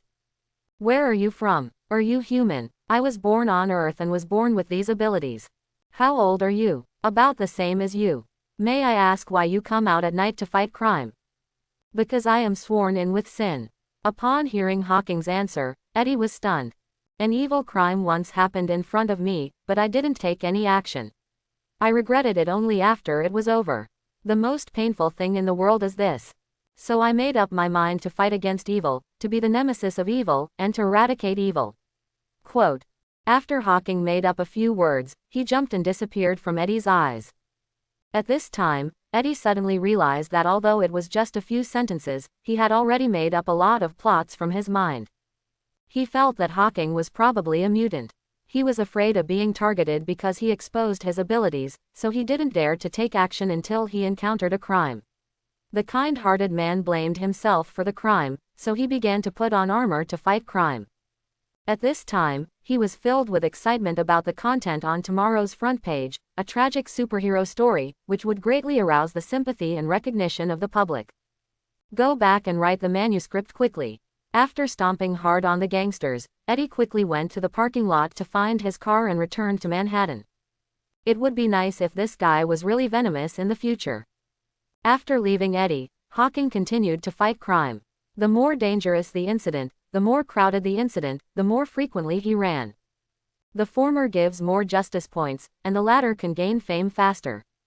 It wasn't until 3 o'clock in the morning that he stopped taking action because he was ready to do another thing. Flavi. With a slight tap on the body, the shining golden armor immediately turned into a black night suit. With a glare of his feet, he had disappeared from the spot and merged into the darkness. Collapse. On the roof of a large luxury villa, Hawking jumped lightly onto the balcony and cast a coma spell on the old man sleeping in the bedroom. Then he slowly came to the big safe beside Naki's bed.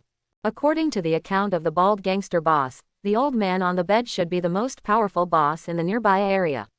He owns 2 casinos and 4 special bars, and is also involved in the flower business. When he arrived at the door just now, there were more than 20 men patrolling the yard alone, each armed with a gun. However, those ordinary people were no threat to him at all.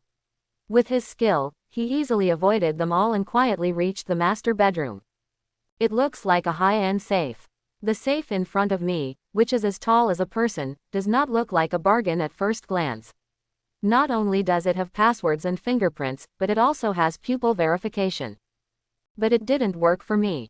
Hawking raised his hand and pointed towards the safe. Open the Alaho hole. Bada. The safe opened instantly. As for the lock-picking spell or the door-opening spell, as long as it is not protected by energy similar to magic, it can open no matter what lock you use or what door you have.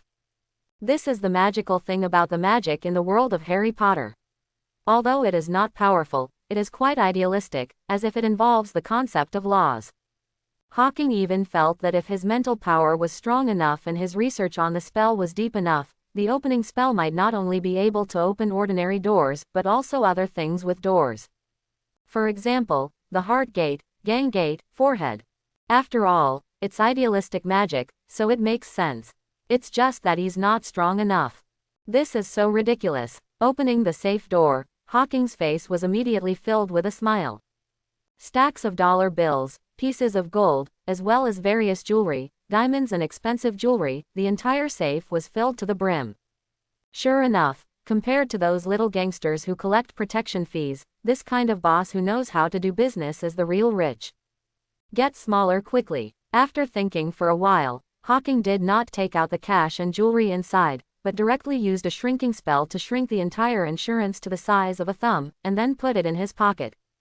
It's a pity that Harry has not learned the invisible stretch charm at this time, otherwise he could use the invisible stretch charm to make something similar to a space bag. Since you have contributed so much money, I won't kill you. Glancing at the unconscious old man, he quietly left the villa. As long as the general environment of the Bronx does not change, it will not matter how many bosses are killed. Once you kill this one, a second one will pop up to take his place, or the territory of this one will be annexed by another force. The result is still the same, and it's easy to cause trouble. The key is, how can there be light in this world without darkness to compare with it? If there are no criminal incidents, where can the justice value be earned? The first time he took action, he returned with a full load. Hawking no longer went to the territories of the other bosses, but went directly all the way north to prepare for his return. This kind of cash is almost enough. There is no point in getting too much, because if it is used in large quantities, it will be unclear where it comes from, and if it is really needed, he can get it at any time with his ability. Although he is now trusted by Professor. It's not that Professor X has any precautions against him, it's just that in Professor. This problem can be solved in another 2 years when he reaches his age, or he can wait until his reputation is fully established and start up Superhero International Company earlier. He already had a name for it, and it was called League of Legends International Company. At that time, all kinds of hero peripherals, advertisements, endorsements, etc. will be the money that can be used openly. The next day, when Hawking woke up from his sleep in the afternoon, he saw a text message from Peter Parker on his phone. The general meaning of the text message was that he agreed to work as a temporary worker for Hawking and hoped to meet again and have a detailed chat today. Very good, we have the first member of the League of Legends. After replying a text message and making an appointment with Peter Parker on a time and place to meet, Hawking turned on his computer and started browsing the web. Sure enough, because he appeared in front of the public many times to save people, his popularity was further increased. I also saw the report about the God of War written by Eddie posted on the internet. This report once again attracted a lot of loyal fans to him, but some people left comments that the content written by the Daily Bugle may not be true. There are also various speculations about whether he is a mutant, etc. Generally speaking, things are developing in the direction he wants. Although some extreme people have made extreme remarks to smear him, the flaws cannot be concealed. You must know that except for money, you can't make everyone like you. Especially those who already have criminal tendencies and are already committing crimes, they will definitely not like the nosy superhero who is the God of War. There was just one thing that surprised him, and that was that he found that even though he had registered himself as the God of War, no one seemed to like it, and he didn't know if they found it awkward to call him. So now everyone on the internet is calling them Armored Man, or Armored Man. He couldn't help complaining when he saw it, and he might as well call him the Armored Warrior. It seems that sometimes not everything goes as expected. If I had known earlier, he might as well have been called Saiyan Superman like Sun Wuhan. It just so happened that there were Superman comics in this world and it was easy to understand. Armored Man, be Armored Man. After getting up, taking a shower and changing his clothes, he went to find Cyclops to borrow a motorcycle. At 4 o'clock in the afternoon, the burger restaurant on East River Wharf Street in Queens. Hawking looked at Peter Parker who pushed in the door and smiled. It's quite early for your school to finish. Usually you can leave after 3:30. If you join some clubs, it would be around 5 or 6 o'clock. I didn't join any clubs, so I left school at 3:30 to catch the bus. My family lives in the suburbs, and it takes more than an hour to get there by bus. Quote. Peter explained as he sat across from Hawking. Public school is really easy. Hawking couldn't help but sigh secretly after hearing this. This is the senior year of high school. You must know that in his senior year, he basically worked from 6 to 11, but here it is 9 to 3. Are you sure? Confirmed. Peter nodded, and then asked a little embarrassedly. Last time you said you could make an advance in advance. Can I make an advance of 5,000? Of course, but can I ask what you want to do? Hawking nodded, with a hint of curiosity on his face. Peter replied sheepishly, I want to buy a second-hand car before graduation so I can take my classmates for a ride. Well, how about a second-hand one? I'll give you an advance of $100,000 to buy a first-hand one. Anyway, it's just less than 2 years' salary for you. It's so shameless to chase a girl and drive a second-hand car. Upon hearing this, Hawking immediately smiled and patted Peter on the shoulder. He knew as soon as he heard that Peter must be doing it for that Mary Jane, otherwise he wouldn't be so impulsive to ask him to advance his salary in advance. Mary Jane, this girl, doesn't have very good senses anyway. When he was in high school, he hung out with Thompson, who liked to bully Peter, every day. He probably would have lost his first blood a long time ago. After graduating from high school and not going to college, he worked as a waiter and dreamed of being a star all day long. Then he broke up with Thompson and fell in love with Peter's best friend Harry, who was richer than Thompson. When he found out that Peter was the famous Spider-Man, he broke up with Harry and fell in love with Peter again. Because Peter was busy rescuing people and had no time to spend with her, he seemed to have fallen in love with an officer again and almost got married to that officer. After finally reconciling with Peter, he betrayed Peter again and got together with Harry. Let's look at Mary Jane's career. She graduated from high school and became a waitress. She never went to college to study acting, and later became a famous star. If you say she didn't pay anything in the process, he wouldn't believe it anyway. However, there is no way to say that this kind of thing can be fought or endured. Anyway, he just took this opportunity to tie Peter to his warship. So let alone 100,000, it would be no problem even 200,000 or 300,000. Instead, he hoped that Peter could get more. Is this really okay? When Peter heard that he could get an advance of 100,000, a look of disbelief suddenly appeared on his face. Before starting work, I can get an advance of 100,000 yuan. This boss is so nice that he can't believe it. Bank loans also require interest. Of course, but you suddenly have a new sports car, how should you explain it to your family? Hawking asked with a smile. Peter scratched his head. I really haven't thought about this yet. Also, if he suddenly spends 100,000 yuan to buy a new sports car and goes back, Uncle Ben and Aunt May will definitely ask him where he got the money, and he can't tell the truth, which will be very troublesome then. Upon seeing this, Hawking made a suggestion. Well, didn't you say you like photography very much? I'm familiar with the boss of the Bugle Daily, so I can get you a part-time reporter's work permit. You go back and say that you accidentally took a very precious photo. The boss of the Bugle Daily admires you very much and invites you to work part-time during the holidays. He is also willing to lend you a sports car to drive in the few days before graduation. Quote, you even know the owner of the Daily Bugle. Peter's eyes suddenly widened. Photography is one of his few hobbies besides studying. In addition to being a scientist in the future, he has always wanted to be a journalist. Although the Daily Bugle is not the largest newspaper in New York, it is still ranked among the top. Of course he knows that.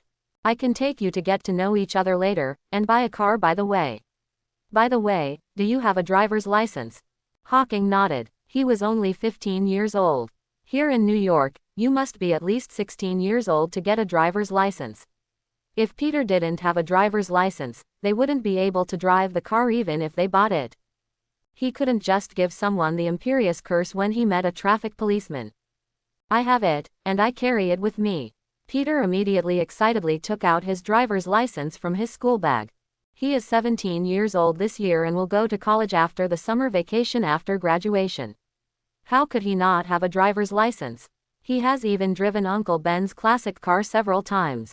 Then let's go. Hawking stood up and waved, then rode his motorcycle and took Peter Parker to the headquarters of the Daily Bugle. I met Jonah Jameson in the Daily Bugle and asked him to apply for a part-time press pass for Peter. He also took Peter to a car sales place and bought Peter his first sports car in full cash. It's so cool. Seeing Peter lovingly touching the sports car he just got, Hawking rode on his motorcycle and said with a smile. It's yours, but don't forget, Queen's Park, 11 o'clock at night. No problem. Peter immediately nodded his head like a chicken pecking at rice. Hawking had just bought him a sports car, which was simply not too great for him at this moment. It feels like your roommate who you just met in college suddenly buys you a sports car. As long as you spend an hour or two every day in college to help him find someone, you can still take leave at any time. Do you think this roommate is great? After waving goodbye to Peter, Hawking rode his motorcycle back to the mutant school, but he thought of another question on the way. That is whether Peter's Uncle Ben will still die.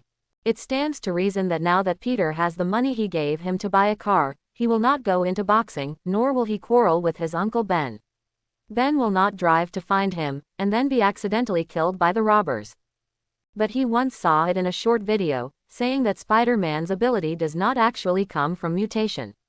It is not a technology side ability, but a magic side ability. When Spider-Man has mental problems or problems with his beliefs, the abilities brought by the magic in his body will also be affected and temporarily disappear. Because Spider-Man's abilities actually come from the spider totem, every universe is destined to have a Spider-Man. The biting spider will only be effective if it bites the person chosen by the spider totem. It is useless to bite other people. And every Spider-Man will lose a loved one after being selected, which may be a family member or a lover. If this is really the case, then even if his influence allowed Ben to escape this time, he will not be able to escape the next time. But what should I say about this kind of thing? There is nothing he can do now. He can't be with Ben every day. And it's useless even if you follow him every day. This involves the high-level power of fate, which he cannot fight against now. This is why he has to work hard to be strong. There are too many extraordinary beings in Marvel. If you are not strong enough, they can easily play with you in the palm of their hand. They will live if they want you to live, die if they want you to die, and separate your wife and children. The wife and children will be separated. These multiverse-level gods are the most terrifying existences. Night, 11 o'clock, Queen's Park. Peter had been waiting here early. Because he was afraid of being late, he arrived half an hour early. When driving his sports car home at night, he was severely tortured by Uncle Ben. Fortunately, he managed to get away with his part-time press pass and the words taught by Hawking. Uncle Ben and Aunt May are older and usually fall asleep around 9 o'clock, so he can go out without worrying about being discovered after 9 o'clock. What? Peter was sitting on a bench in the park, focusing on the park entrance, waiting for Hawking to arrive on his windy motorcycle. Suddenly, he seemed to sense something, and quickly turned around and looked up into the sky. That's okay. His super eyesight allowed him to see the tree trunk flying rapidly from a distance and Hawking standing on the tree trunk at a glance. Boom! The tree trunk was inserted into the lawn of the park, and Hawking fell to the ground and appeared right in front of him. Hello, Peter, you're here quite early. I thought you would appear from the door, but I didn't expect it to be like this. It's really beyond my expectation. Peter looked at the tree trunk inserted into the lawn, and then at Hawking, his face full of surprise. Hawking shrugged. It's faster this way. The Bronx and Queens are separated by the ocean, and it's a waste of time to cycle around Manhattan. If you want to learn, I can teach you next time. Quote. Even though Peter Parker is dangling all day long, he only fights those trivial criminals, and he doesn't seem very powerful. In fact, Spider-Man's ultimate strength is as high as 25 tons.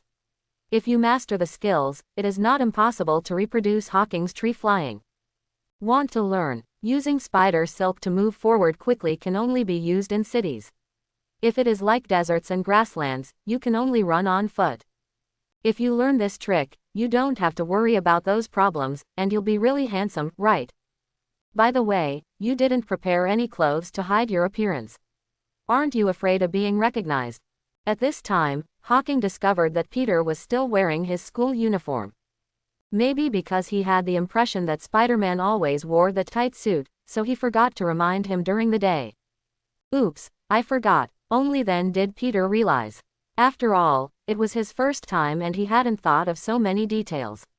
If he was really photographed and put in a newspaper, Uncle Ben would be dead if he saw it. What should we do now? What kind of clothes do you want? Hawking asked. Peter immediately took out the pen and paper he brought with him and quickly drew a piece of clothing. I want this, but it's too late now.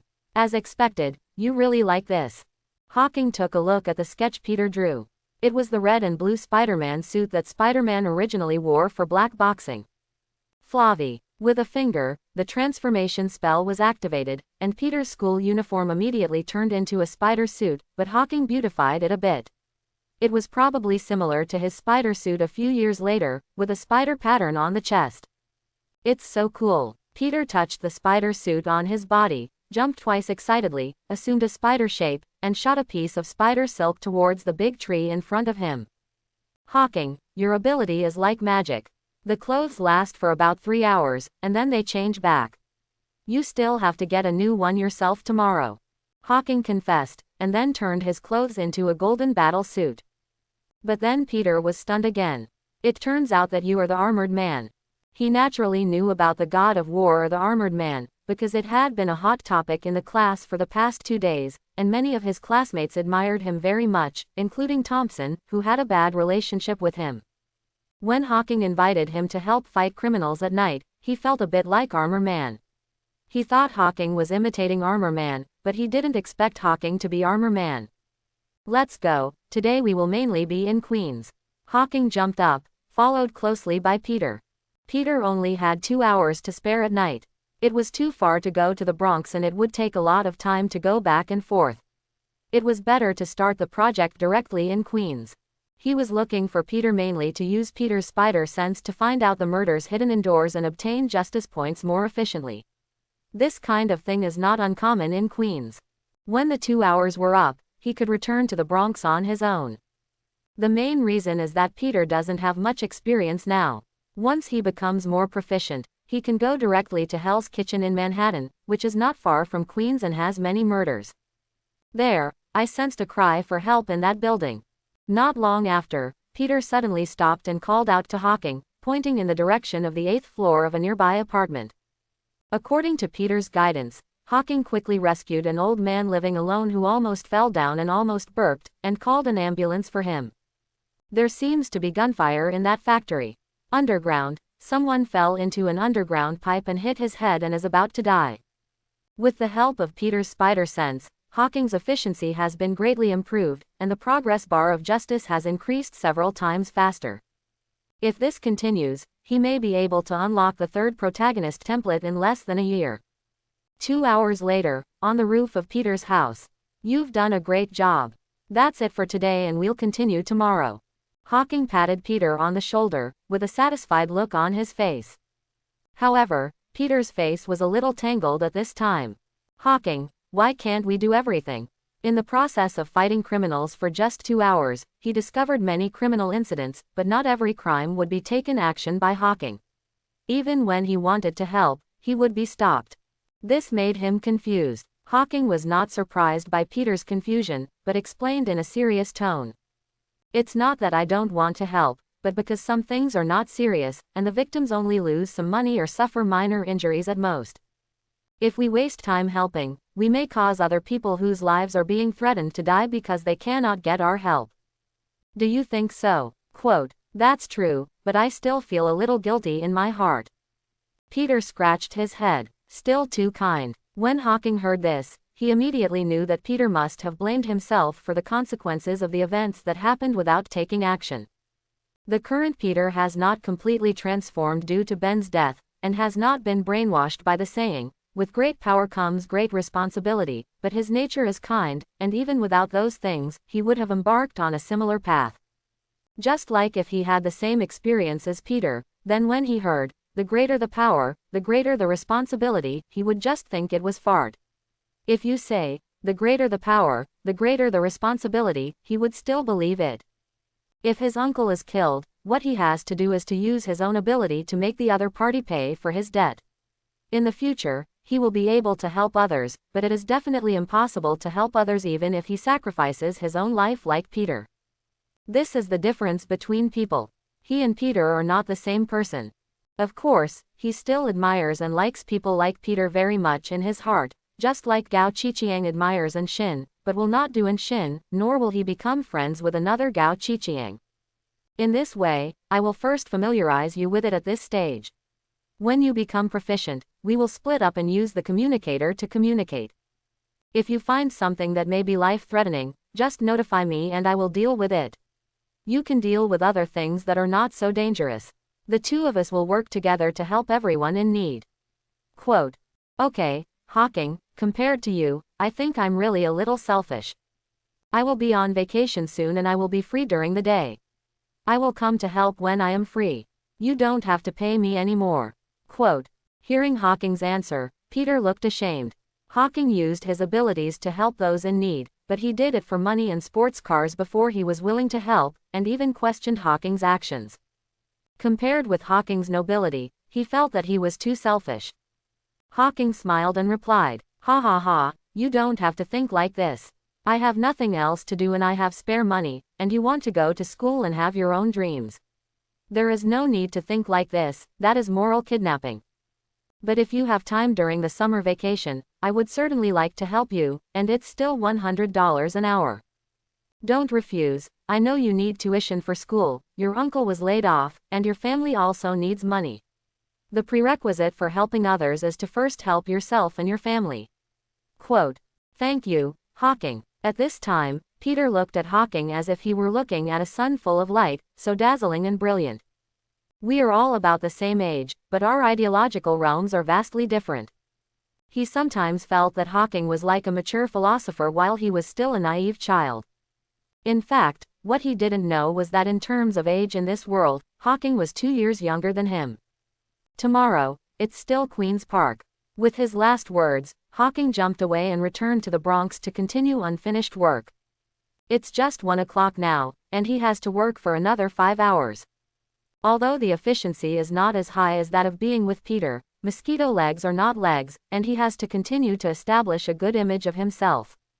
A month later, in the room at the Mutant school, Hawking closed his eyes and crossed his legs, floating half a meter above the bed.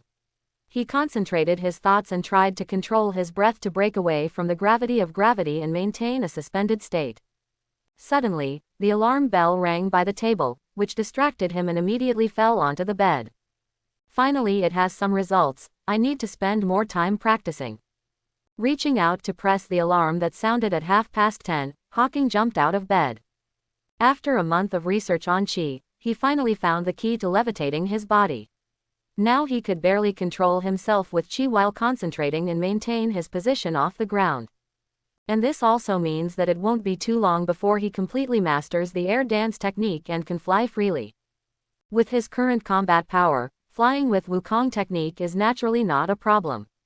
After all, Gohan's wife Vidili's dozens of combat power will be no problem. The key is to be able to understand the techniques, and he doesn't have a teacher to teach him step by step.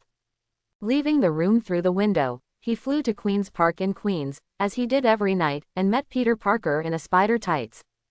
Congratulations on your graduation today.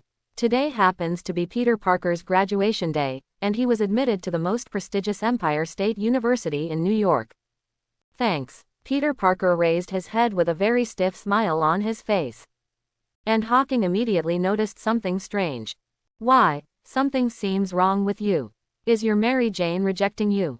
After getting along for a month, Peter had already regarded him as a good friend who talked about everything.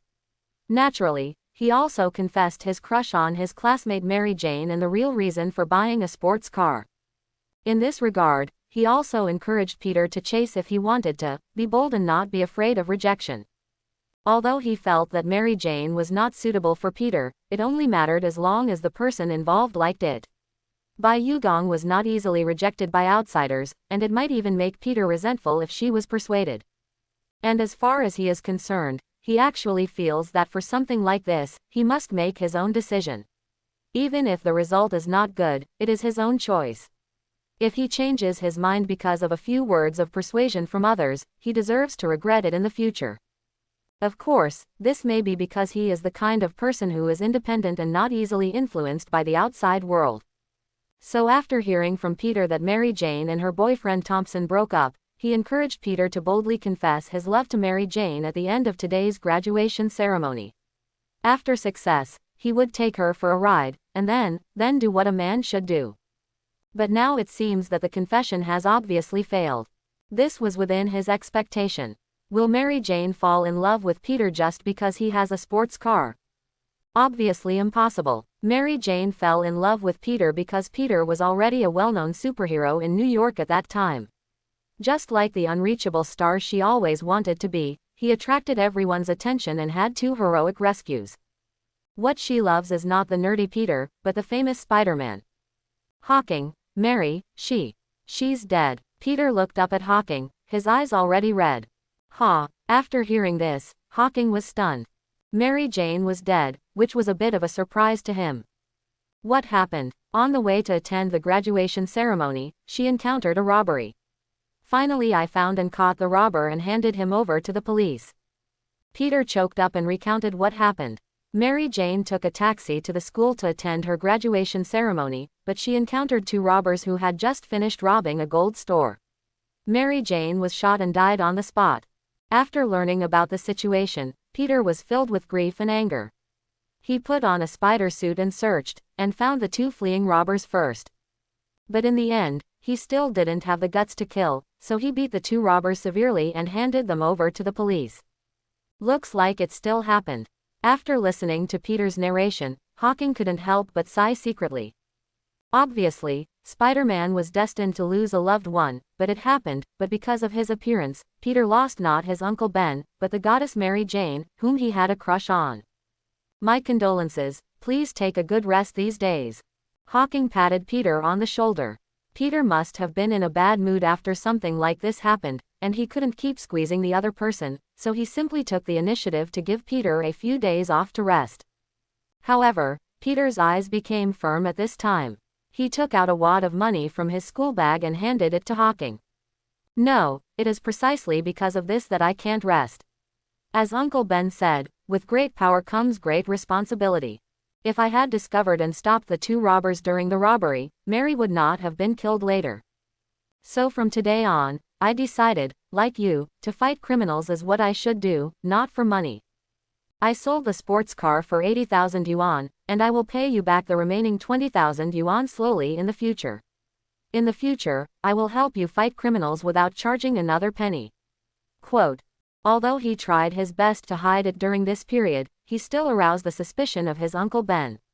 After learning what happened today, Ben had a good talk with him, which enlightened him and made him understand a lot. No, you're fine now. Hawking didn't want to take the money back, but when he saw Peter's firm eyes, he knew that Peter had changed, so he took it back. But with a roll of his eyes, he continued.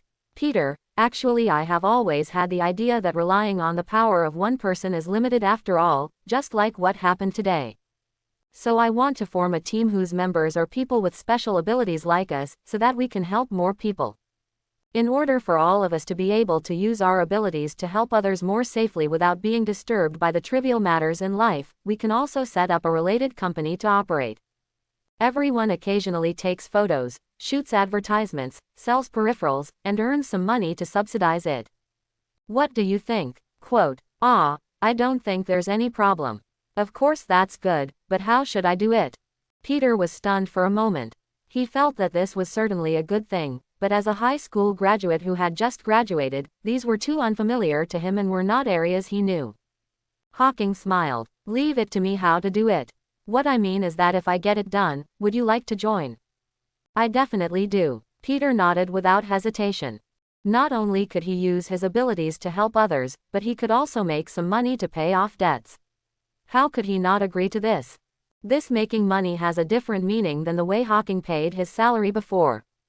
In the past, he did good deeds for money, but now he does good deeds from the bottom of his heart, and then earns some money to support his family.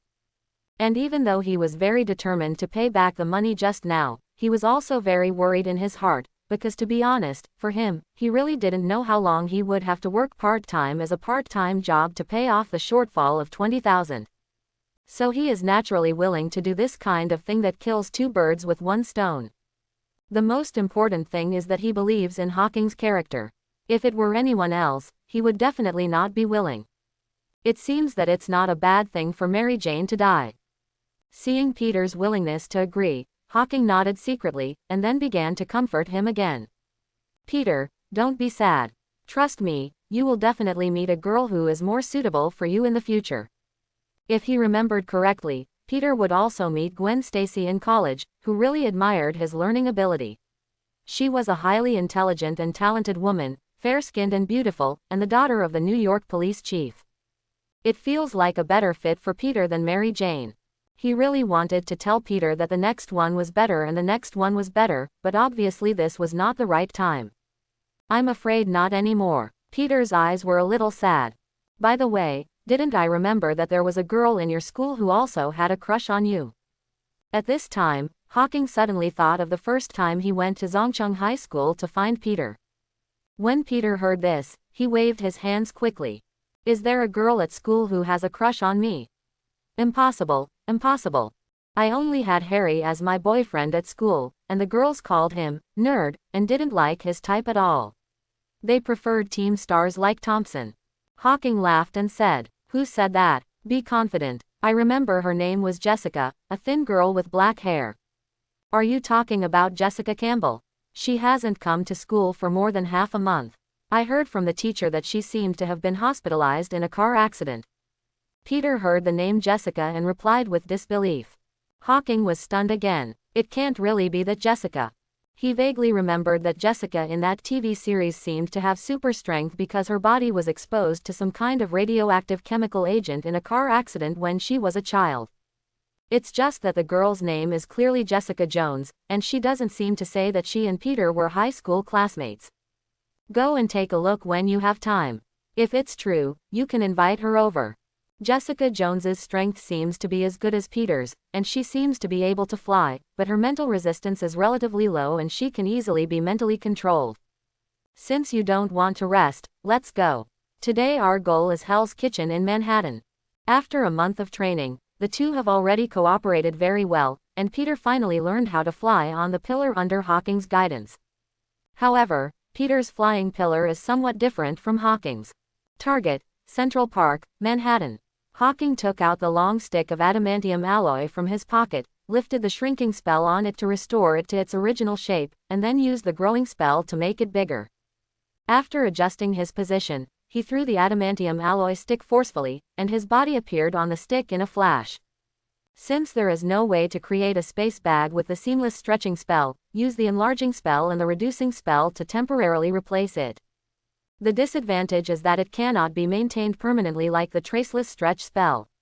Every 3 hours or so, the spell must be reapplied, otherwise it will return to its original state. But in the future, when his spirit becomes stronger, or when he studies these two spells more deeply, he may be able to maintain it for days, months, or even years without recovering. Over there, Peter also found the tree trunk he usually used for practice, and threw it with the same force, but he couldn't catch up with the tree trunk as fast as Hawking, nor did he have such powerful skills to stay on the tree trunk. But he also has his own advantage, and that is his spider silk. So when his trunk flew out, his spider silk also shot out and stuck to the trunk. So this scene appeared in the sky. One pillar after another, Hawking stood on the pillar with his hands ready and looked very cool, while Peter was flying by the tree trunk holding on to the spider silk, looking a little sad. Boom, boom, the two were inserted into the soil at the same time. Hawking flipped over and landed easily. Peter quickly shot out the spider silk again and stuck it on the nearby tree to stop the downward inertia and prevent it from being inserted into the ground together with the tree trunk. Hawking's power has been developed bit by bit over the past 3 years, so he can control it very finely and use it with ease. Peter's power comes from the spider totem. He suddenly possesses it after one night. Naturally, he cannot control it so well. It takes time to slowly polish and become familiar with it. Shudder, you little fools of Hell's Kitchen. In the dark night, Hawking took Peter to the famous Hell's Kitchen for the first time to start a new sweep. This time they are not facing ordinary gangsters and robbers, but the most powerful gang members in the world. Of course, that's just for ordinary people. For Hawking, who is equally cunning and super powerful, and the Spider-Man he leads, there is actually not much difference. Hawking, I found 2 groups of people fighting in the street. Many passers-by were injured. They all had guns in their hands. Almost there. Hearing Peter's voice mixed with gunfire from the communicator, Hawking waved away the last 2 guards. An air bomb exploded the iron door, releasing a group of runaway girls who were imprisoned inside and prepared to be smuggled abroad. This night, he obviously felt that he had gained a lot more justice than before in Queens. The next day, when he woke up and turned on his computer, there were some new reports about him. Breaking news. Hell's Kitchen will no longer exist. It is reported that Armored Man and Spider-Man, who are often active in Queens recently, made a surprise appearance in Hell's Kitchen last night. Is this going to mark a hey, this news? After swiping and swiping, Hawking suddenly saw a piece of news worthy of his attention. A big explosion occurred at the Exploration Aerospace Industries' 6th test site.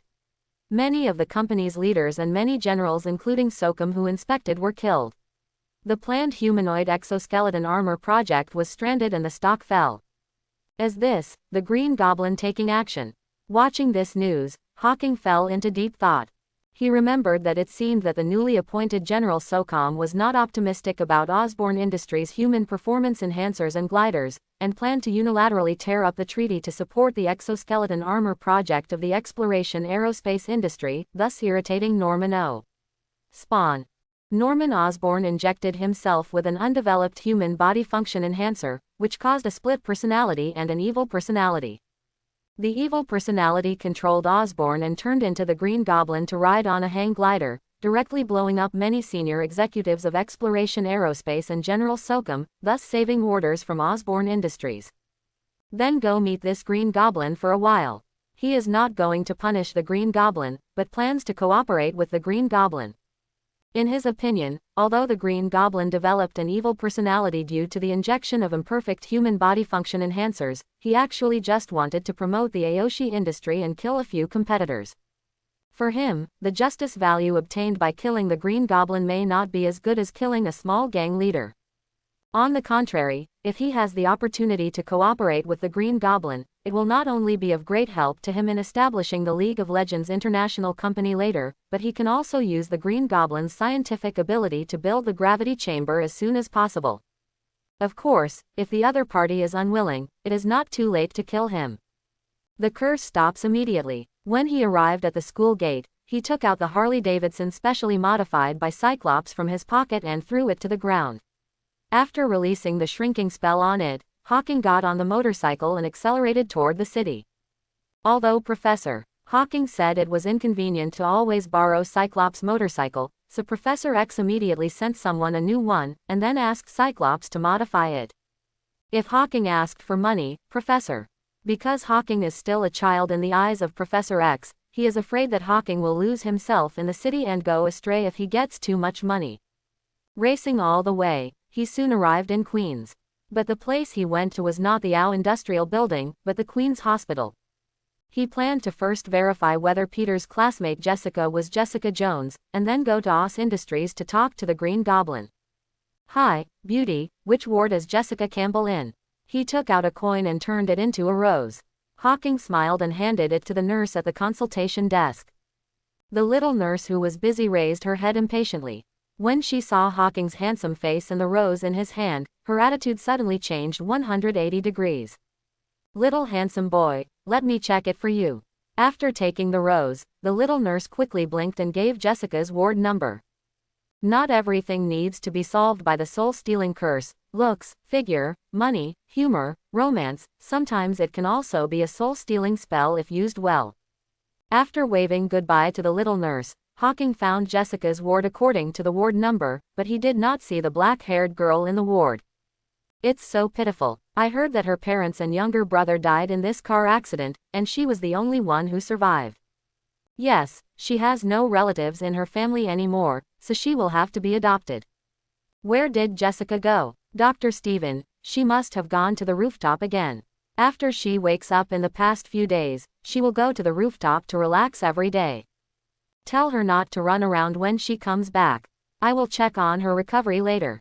Although Jessica was not found in the ward, Hawking learned the general situation from the conversations between nearby patients and doctors. So he quickly went to the rooftop of the hospital. This kid doesn't want to jump off the building, does he? As soon as he arrived at the rooftop, he saw Jessica standing on the edge of the rooftop, closing her eyes and taking a step out. Yes, he guessed right. At this time Jessica was planning to jump off the building and end her life. On the weekend half a month ago, their family had a happy trip to Disneyland. However, halfway through, she and her brother had a quarrel about the activities they were going to play next, which caused her father to be distracted and cause a car accident.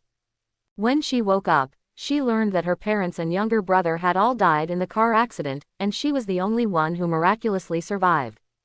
At this time, she had already blamed herself for the death of her parents and younger brother. If she had not quarreled with her younger brother in the car and let him go, such a result would not have happened. Without her parents, younger brother, and relatives, coupled with a strong sense of guilt, she decided to kill herself. It's just that she's a little afraid of heights, and every time she tries to jump off a building, she's scared back. But today, she finally made up her mind to jump, so she closed her eyes without looking down and stepped out of the rooftop. Why don't you feel weightless? After stepping out of the rooftop, she thought she would fall to her death, but she felt as if she was staying where she was and not falling. Is it a miscalculation and one step less? Quietly opening her eyes, Jessica slowly lowered her head and looked down. Just the next second, her eyes showed an incredible look.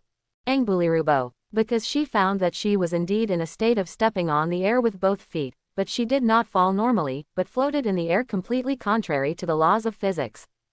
Very dizzy. After reacting, the dizziness caused by her fear of heights immediately hit her, and her ability to float in the air was also affected by fear and disappeared immediately, and her whole body fell downwards instantly. Ah, help! Her survival instinct made her cry out for help. Fortunately, at this moment, a strong hand suddenly appeared, grabbed her hospital gown, and carried her back to the rooftop. Long time no see, Miss Jessica. Hawking put Jessica down, bent over and waved to her with a smile. At this time, he has already determined that this Jessica Campbell should be the Jessica Jones in his impression. The name may be different, but it may have been changed later. He had just seen Jessica's flying ability with his own eyes, although it seemed that he had just awakened. Long time no see. Thank you for saving me. Jessica, whose legs were a little weak, tried to calm her heartbeat, and recognized that the person who saved her was the boy she had met before, and quickly expressed her gratitude to Hawking. Hawking extended a hand to him. It seems that you are not in a good mood. Do you want to go have something to eat together? I'll treat you. Jessica looked at Hawking, then looked outside the rooftop, and finally stood up holding Hawking's hand. Good. After what she had just experienced, she no longer wanted to die today. She felt that she should die in a different way. Jumping off a building was too scary for her who was afraid of heights. You can't leave the hospital with this condition. He reached out and pointed at Jessica, and her hospital gown immediately turned into a jacket and jeans. And this magical scene also left Jessica stunned on the spot. Don't be surprised. A little special ability, just like you were able to float in the air just now. After waving to Jessica and beckoning her to follow him, Hawking turned and walked towards the stairs of the rooftop. After Jessica was stunned for a few seconds, she immediately trotted to follow him. When she entered the corridor, she took the iron door leading to the rooftop with her. Boom! There was a loud noise, and the entire iron gate was carried by powerful force and shot straight towards Hawking in front. Hawking, who reacted quickly, turned around and grabbed the iron door flying towards him in his hand. Orishette. Jessica looked at her hands in disbelief, then at Hawking, and couldn't help but curse. Hawking put the iron gate aside and made a joke. It seems that you have to be careful to control your power recently, otherwise most people will die if they are hit like just now.